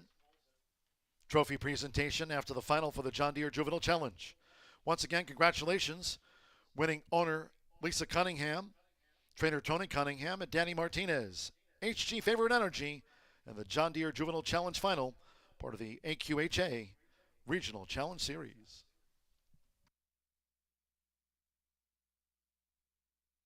Tenth race, Q Racing Video Distaff Challenge Final. No scratches. Note 6 Sawyer Strange, ridden by Fernando Morin.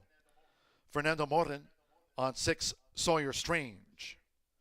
1 This Lady's on Fire 3 over. 3-1 Cold Hearted Diva 3 over. The 4 I Live for Candy plus 3 pounds. 5 3 Times the Lady 5 over. 7 Country Celebration plus 3 and 8 Immeasurable Joy 3 over. Exacta Trifecta Superfecta 10-cent Pentafecta. That starts our final stakes double of the day. Post time will be in 18 minutes at 6:44.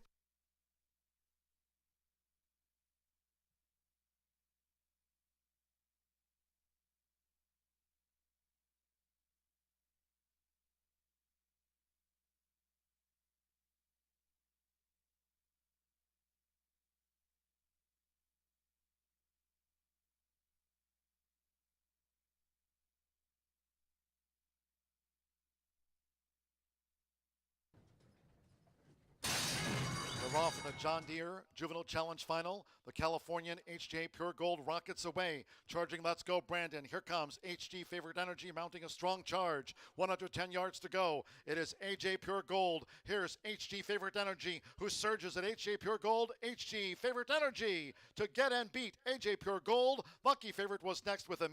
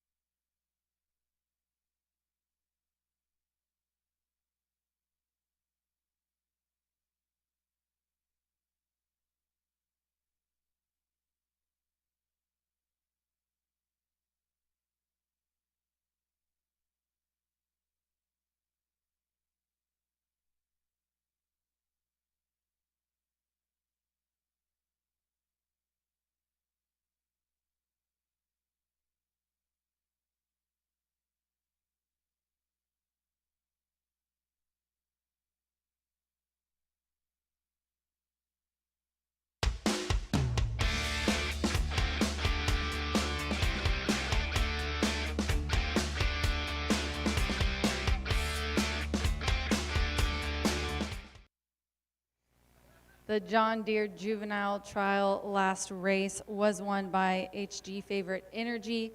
LD Martinez, Tony Cunningham team up. And Tony, if you're watching, he's at the sale, and Danny didn't want to talk, so we didn't do an interview, but what a great effort from HG Favorite Energy in the John Deere.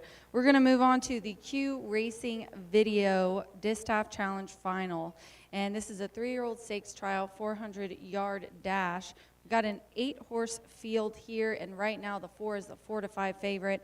I'm going to go with the 3, 1 Cold-Hearted Giovanni Vasquez Gomez is aboard for wife Jessie Vasquez, and this is a 5-year-old mare who she knows what she's doing. She's been to lit up the board 14 of her 26 starts. Last time out, she was so close on September 2nd in the Bob Woodard. Mr. Michael ended up beating her just by a neck. Before that, the finish for the Horseshoe Indianapolis Classic was so tight, 5 across, only beaten half a length, same distance. This is just a hard knocking mare, but if you look at her finishes before that, I mean, she's won many 6 races here and is a really talented game mare, and I think it's going to be her day. And then I'm going to go to a 4, which is the favorite, 4 to 5.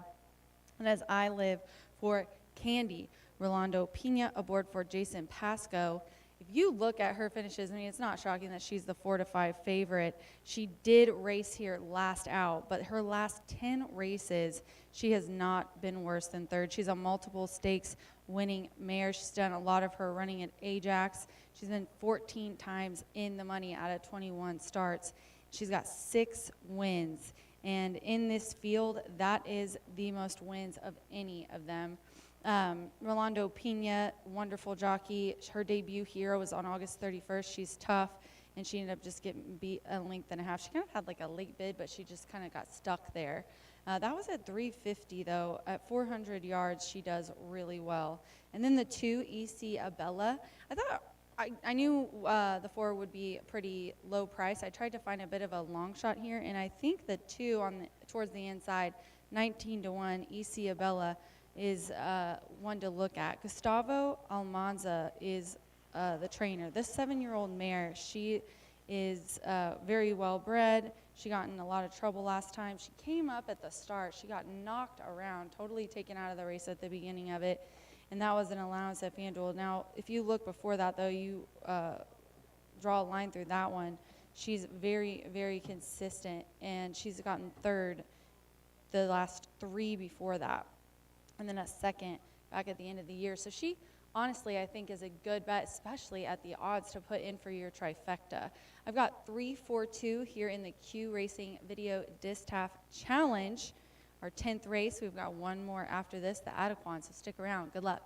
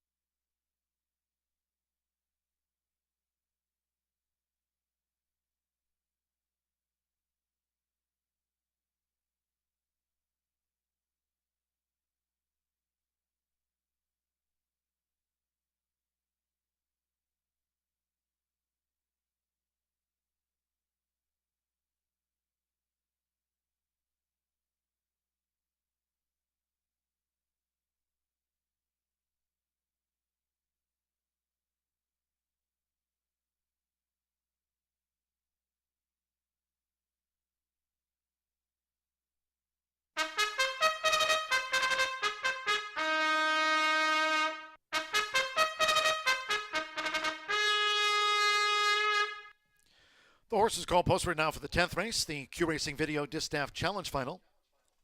This over the 400 yards. A field of 8. Number 6, Sawyer Strange. A jockey change to Fernando Morin. Ride 6, Sawyer Strange.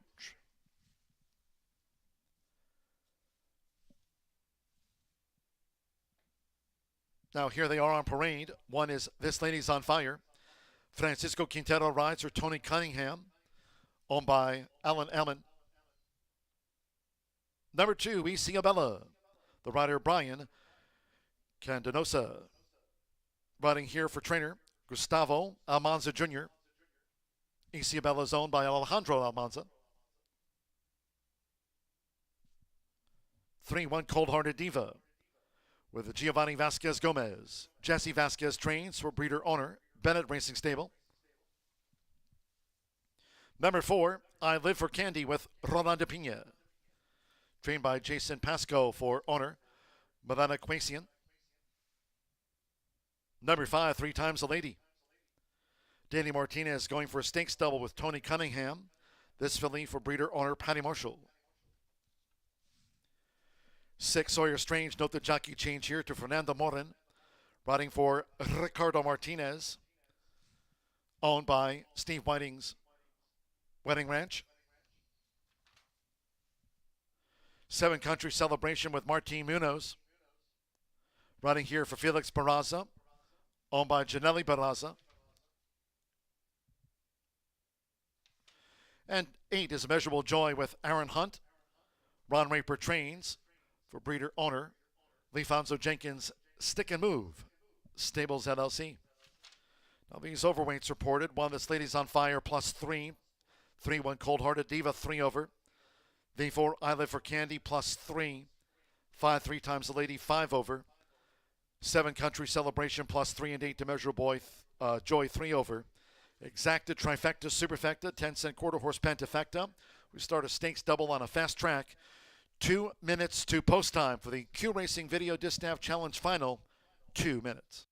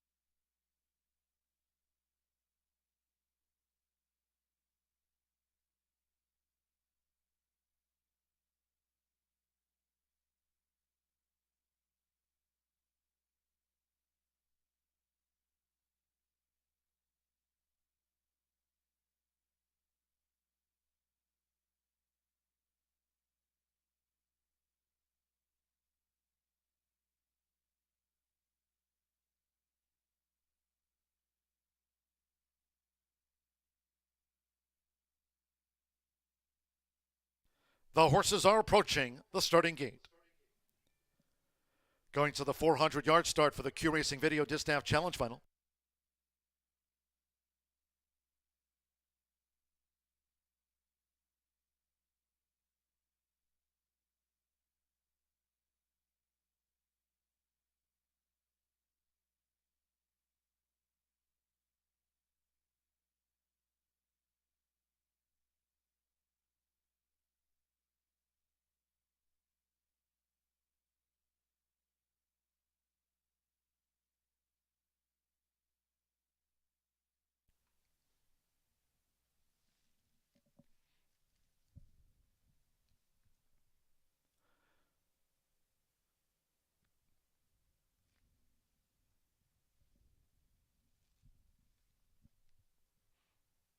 The horses have reached the starting gate.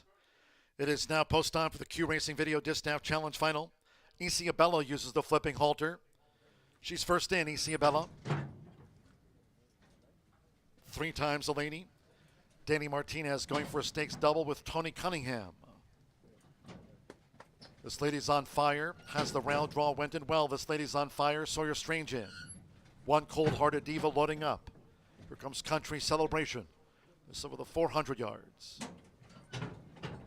Now Rolanda Pena with I Live for Candy. Even money favorite. I Live for Candy. Went right in. One more. Aaron Hunt with Immeasurable Joy in the pink. Fast Track. Not much wind to speak of. They're in the gate.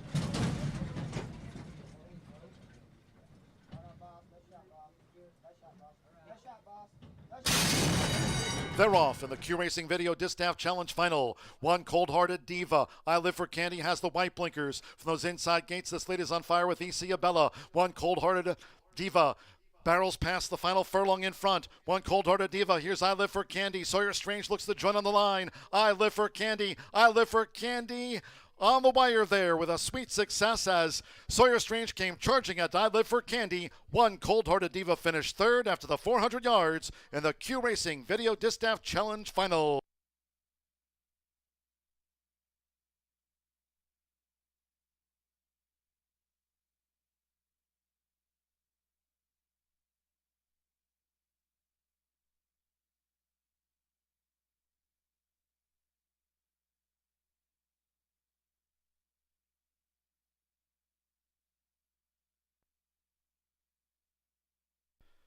Photo finish. After the running of the Q Racing Video Distaff Challenge Final, it is a win photograph. Hold all tickets.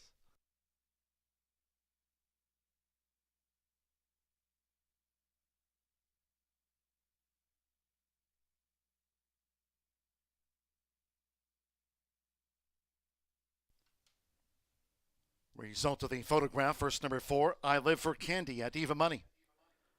Number 6, Sawyer Strange. At 7-1 came charging. Favorite takes out the Q Racing Video Distaff Challenge Final. Number 3, One Cold-Hearted Diva. 5-2 third. 1, This Lady's on Fire at 26-1 odds fourth. And 2, Isabella was fifth. I Live for Candy. Rolanda Pena for Jason Pasco. She's now a 7-time winner and the winner of the Q Racing Video Distaff Challenge Final at Horseshoe Indianapolis today.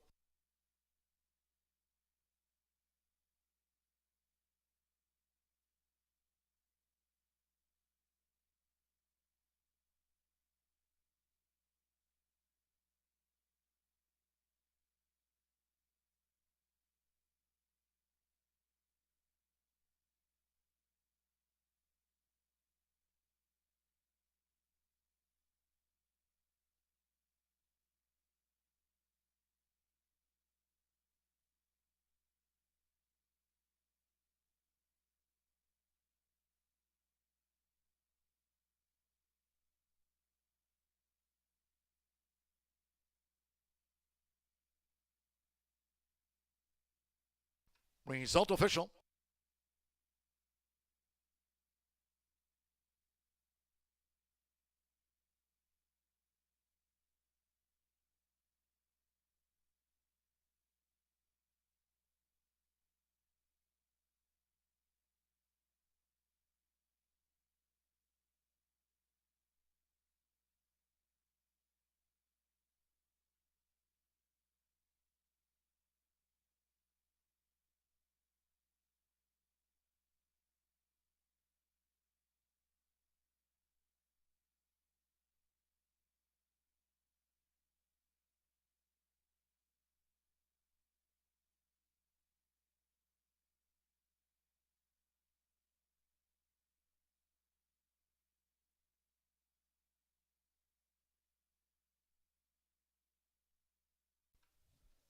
Returning to the High Bar Real Estate Winner's Circle, the 4, I Live for Candy with Rolanda Pina. I Live for Candy is a 4-year-old brown mare by a Reverend. Out of Isa Candy Maker by Isa Special, bred in Wyoming by Clay Hink. Jason Pasco trains her owner Milena Quasian. Horseshoe Indianapolis congratulates the winning connections of I Live for Candy. Gets to the line in 20.09, winning the final for the Q Racing Video Distaff Challenge. 4-6 exacta after the photograph, $18.80. Trifecta, $10 even. The 10-cent pentafecta, 4-6-3-1-2. Isabella ran 5th, $54.29. Pick 3, $18.45. 6-4 double, $19.20. This lady's on fire 4th. 10-cent superfecta, 4-6-3-1 for $12.49. Rolanda Pina, part of the winner's presentation.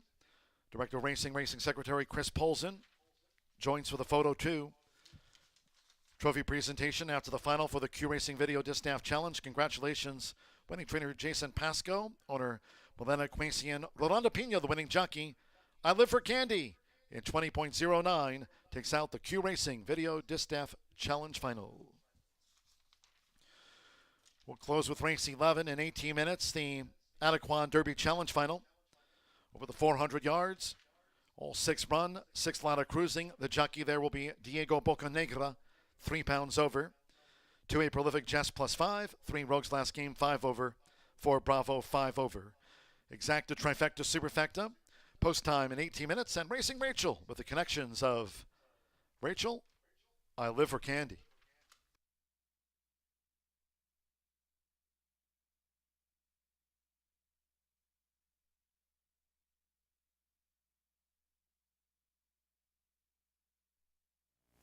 We got some connections to say this time, guys. Q Racing Video Distaff goes to I Live for Candy. What a wonderful mare she is. Let's talk to Rolando, then you can get out of here. Rolando Pina, tell us about the ride. It looked like you just got out there and hung on. I saw on the inside people were shifting a little bit, but you seemed like you just stuck to your path.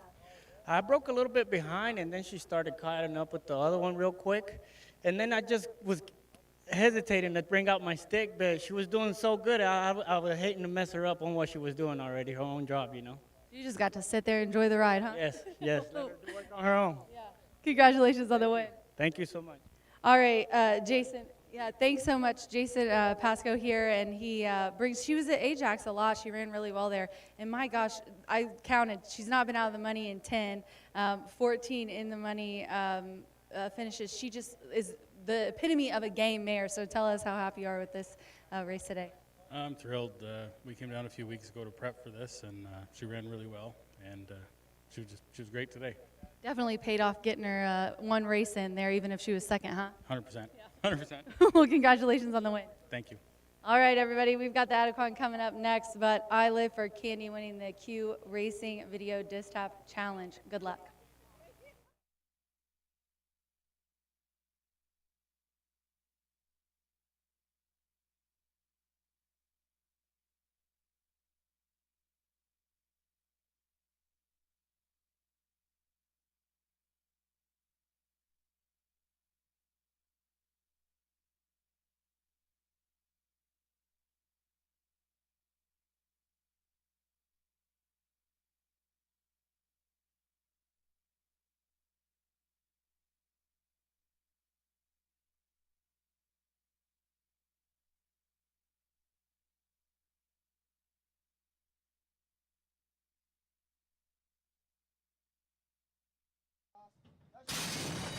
They're off in the Q Racing Video Distaff Challenge final. One cold-hearted diva. I Live for Candy has the white blinkers. From those inside gates, this lady's on fire with Isabella. One cold-hearted diva barrels past the final furlong in front. One cold-hearted diva. Here's I Live for Candy. Sawyer Strange looks to join on the line. I Live for Candy. I Live for Candy.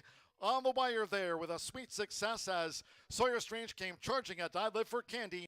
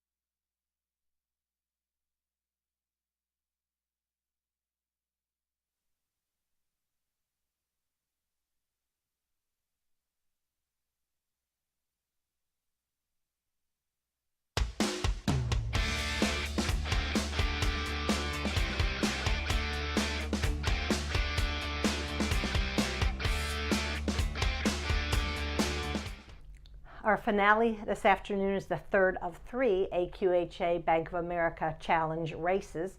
And this time we're going to look at 3-year-olds in the 35,350 Adequan Derby Challenge. Now, the winner of this 400-yard stakes will represent Indiana in the Adequan Derby Challenge Championships. It's going to be held in Lone Star Park right outside Dallas on Saturday, October 21st. As we saw last year, what makes this series so exciting is because local horses are competing against champions from other regions. And this year, a competition was held in a number of places, including Iowa, Idaho, Oklahoma, and Texas. So the actual final, which will take place on Saturday, October 21st, is going to sort of crown the 3-year-old champion, and a lot of bragging rights at stake. Okay, well, we'll go to the paddock, take a look at a few of the 3-year-olds that are going to try and earn their berth to Dallas next month. I'm going to begin with number 3, Rogue's Last Game. Gets my nod. Why don't we call it a horse for the course angle, as this son of Game Patriot finally got a good break after several troubled trips and rewarded trainer Tim Eggleston with a nice victory on August 29th. Rolando Pena is riding. He's 35% in the money. And what great results for the combination of Tim Eggleston and Rolando Pena over the course of the summer. Rogue's Last Game, my top choice, and he's going to have to be good because the money is probably going to be on number 1, All Night Rock. Obviously, I think this horse will be the heavy favorite for trainer Dean Fry, who I talked about in my last paddock preview. He's renowned for training Danger, who was an AQHA world champion and so superlative last year when he won the Challenge Championships here at Horseshoe Indianapolis. Now, All Night Rock is a son of A. Revenant. He's made 8 starts, and he was a stakes winner on July 16th at Arapahoe. And I'll round out my top 3 with number 2, A Prolific Jess. A Prolific Jess has finished in the money for trainer Ricardo Martinez 4 times. He had 1 disqualification, but definitely doing well. Pedigree-wise, wow. Apolitical Jess, in my opinion, is legendary as far as quarter horse stallions are concerned. And Ricardo has given the call to Martin Munoz quite a few times. They seem to be teaming up solidly this meet. So I'm going 3, 2, 1. Exciting afternoon, and we'll see which of these horses are going to represent Indiana at Lone Star Park on October 21st. All right, cheers, Martha Clausen. We're looking forward to that event in Dallas, Texas at Lone Star Park. But here we have a late scratch out of the Adequan Derby Challenge Final. The 6th Ladder Cruising, injured in the paddock, has been ordered scratched upon recommendation of the track veterinarian in the paddock. And by order of the steward, 6th Ladder Cruising now scratched from the Adequan Derby Challenge Final here. All wagers on 6th Ladder Cruising, there will be refunds. 4 and 6 Consolation Double. 4, 6 Consolation Double. Those having the 6th Ladder Cruising in a multi-race wager, you'll now receive the post-time favorite as your substitute in any multi-race wagers. After being injured in the paddock, scratch the 6 Ladder Cruising.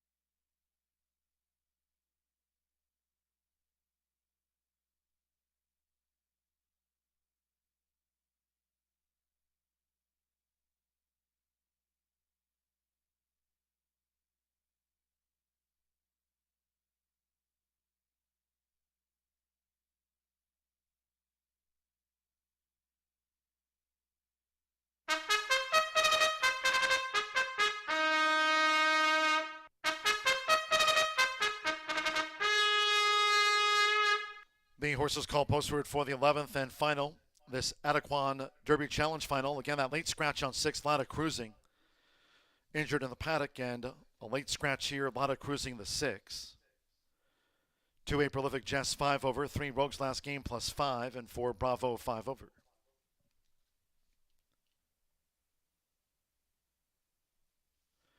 Here's the field on parade for the Adequan Derby Challenge final. The one is All Nine Rock. Brian Candenosa rides for Dean Fry and Harvey Case. Number 2, A Prolific Jess with Martin Munoz. Riding for Felix Barraza. Trains for Lori Jane Barraza. Owns the 3-year-old son of A Political Jess. 3 Rogues Last Game. Rolanda Pina. Riding for a stakes double. Here for Tim Eggleston and JF Racing Stables LLC, Nick Johnson. Number 4, Bravo, with Giovanni Vasquez Gomez. Jesse Vasquez trains for owner Angel Ventura, the Texas bred colt. And 5, What Else Is New? The rider Fernando Morin. Trained now by Ricardo Martinez for Steve Whiting's Whiting Ranch, the Oklahoma bred. What Else Is New? Scratch 6, Lotta Cruising. Exacta, trifecta, superfecta, 1 minute.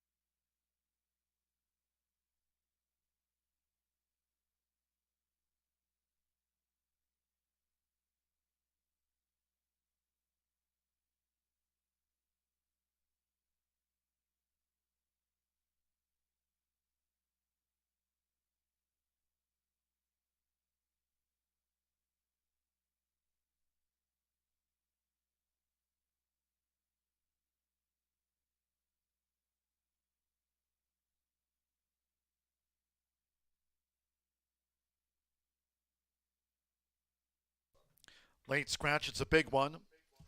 Number 1, All Night Rock. Just now ordered scratched by the stewards upon recommendation of the track veterinarian. Huge late scratch from the Adequan Derby Challenge Final. Number 1, All Night Rock, has now been ordered scratched, taking the advice of the track veterinarian. All wagers on 1, All Night Rock, refunds. Once again, a 4-1 consolation double. We'll have consolation doubles 4-1, 4-6. All Night Rock, the latest late scratch from the Adequan Derby Challenge, leaving A Prolific Jess, Rogue's Last Game, Bravo, and What Else Is New, a quartet left.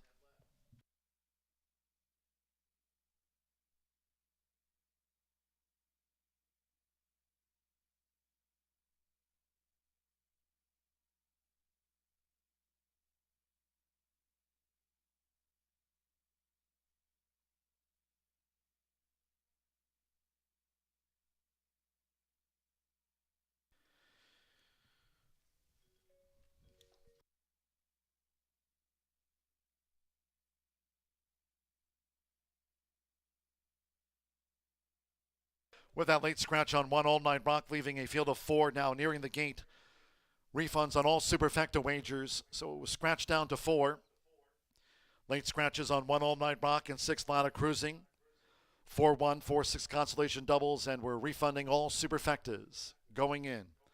A Prolific Jess. Rogue's Last Game. Rolando Pena riding for a stakes double. Now Bravo. What Else Is New?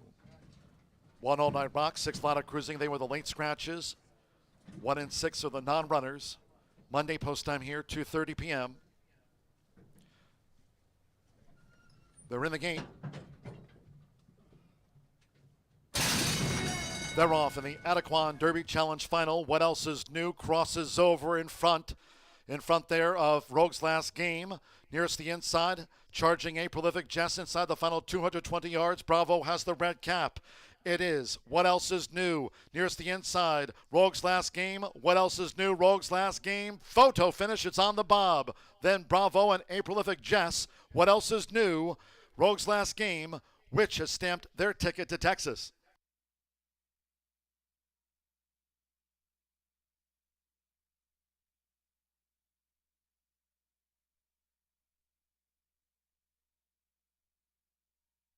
Photo finish and an inquiry into the Adequan Derby Challenge Final. Photo inquiry. Hold all tickets.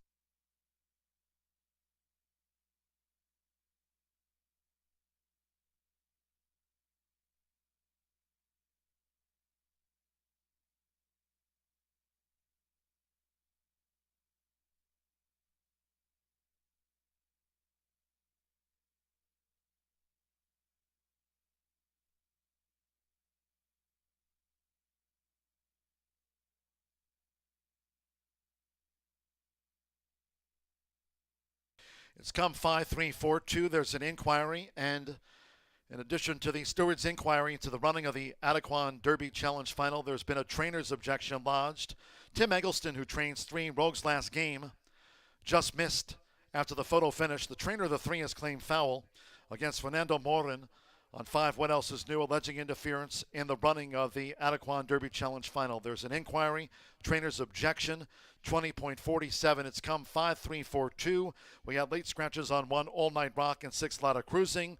All refunds, Superfecta wagers, all of those wagers in the Superfecta refunds. Hold all tickets. Refunds on the Super.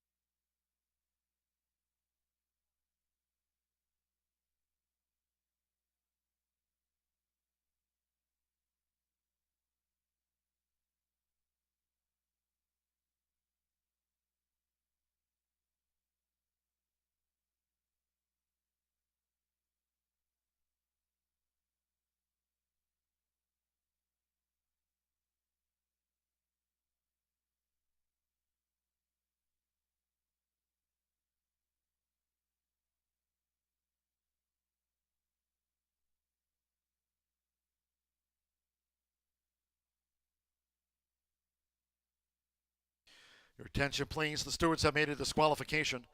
After an inquiry, number 5, What Else Is New, has been disqualified by the stewards, and also that trainer's objection upheld. After an inquiry, trainers claim a foul. 5, What Else Is New, has been disqualified from first and placed second for coming in and causing interference with 3 Rogues last game soon after the 400-yard start. Into the winner's circle, the 3 Rogues last game, Rolando Pena takes out that stakes double. I Live for Candy, 2. Rogues last game placed first. Rogues last game is a 3-year-old sorrel gelding by Game Patriot out of Miss Jess Rogue by Mr. Jess Perry. Bred in the Pelican State by Triple M Farms LLC. Tim Eggleston trains for Nick Johnson's JF Racing Stables LLC. Horseshoe Indianapolis congratulates the Connections. Rogues last game placed first after the disqualification of the 5 What Else Is New. 4 Bravo third and 2 April Livic Jazz fourth. Refunds due on 1 and 6. All superfecta wagers. Refunds 20.47.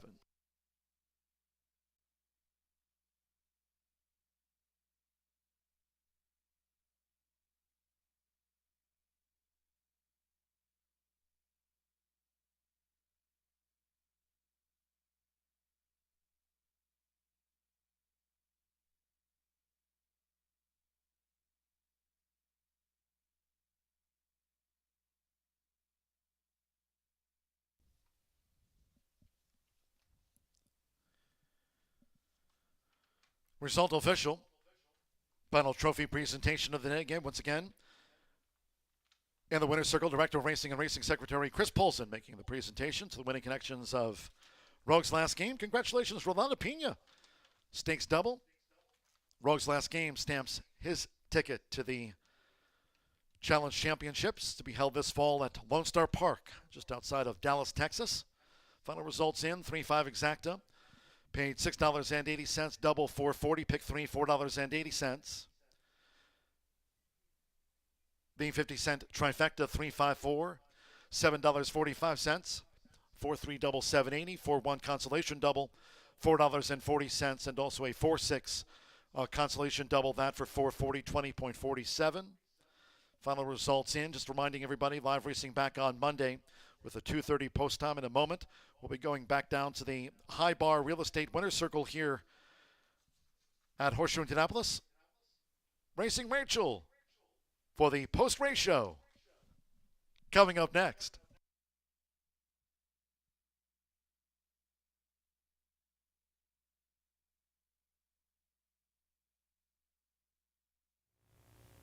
What a dramatic finish. We get the heavy favorite scratch right before you guys go in the gate, and then Rolando got into some trouble and got moved up. Tell us what happened, Rolando. I got in trouble like about 30 yards off the gate, so horse came in, and he was able to still make up a lot of ground. I think he would have done a better job if he would have got the chance, but he still did what he could, you know. Hey, you kissed me into a win today on my tip sheet, so I'll take it. Congratulations, you had 2 stakes wins today. Thank you so much. All right, let's talk to the owner. Tim has passed it off. He said Nick's got to talk, so Nick Johnson is the owner of Rogues last game. Tell us a little bit about this gelding. He's been really knocking on the door and just came off that win here on August 29th. Yeah, he's had a good career here, really. We bought him at the Heritage Place with fall sale and brought him back here. He's done well. A couple tough breaks earlier this year, but he's come through the last couple and ran really well. We got a nice trophy to take home. Congratulations. Thank you. All right, everybody, that concludes today. Adequan Derby goes to the 3 Rogues last game. Tim Eggleston trains, Johnson owns, and Rolando Pena takes home 2 of the 3 quarter horse stakes races this evening. Good night.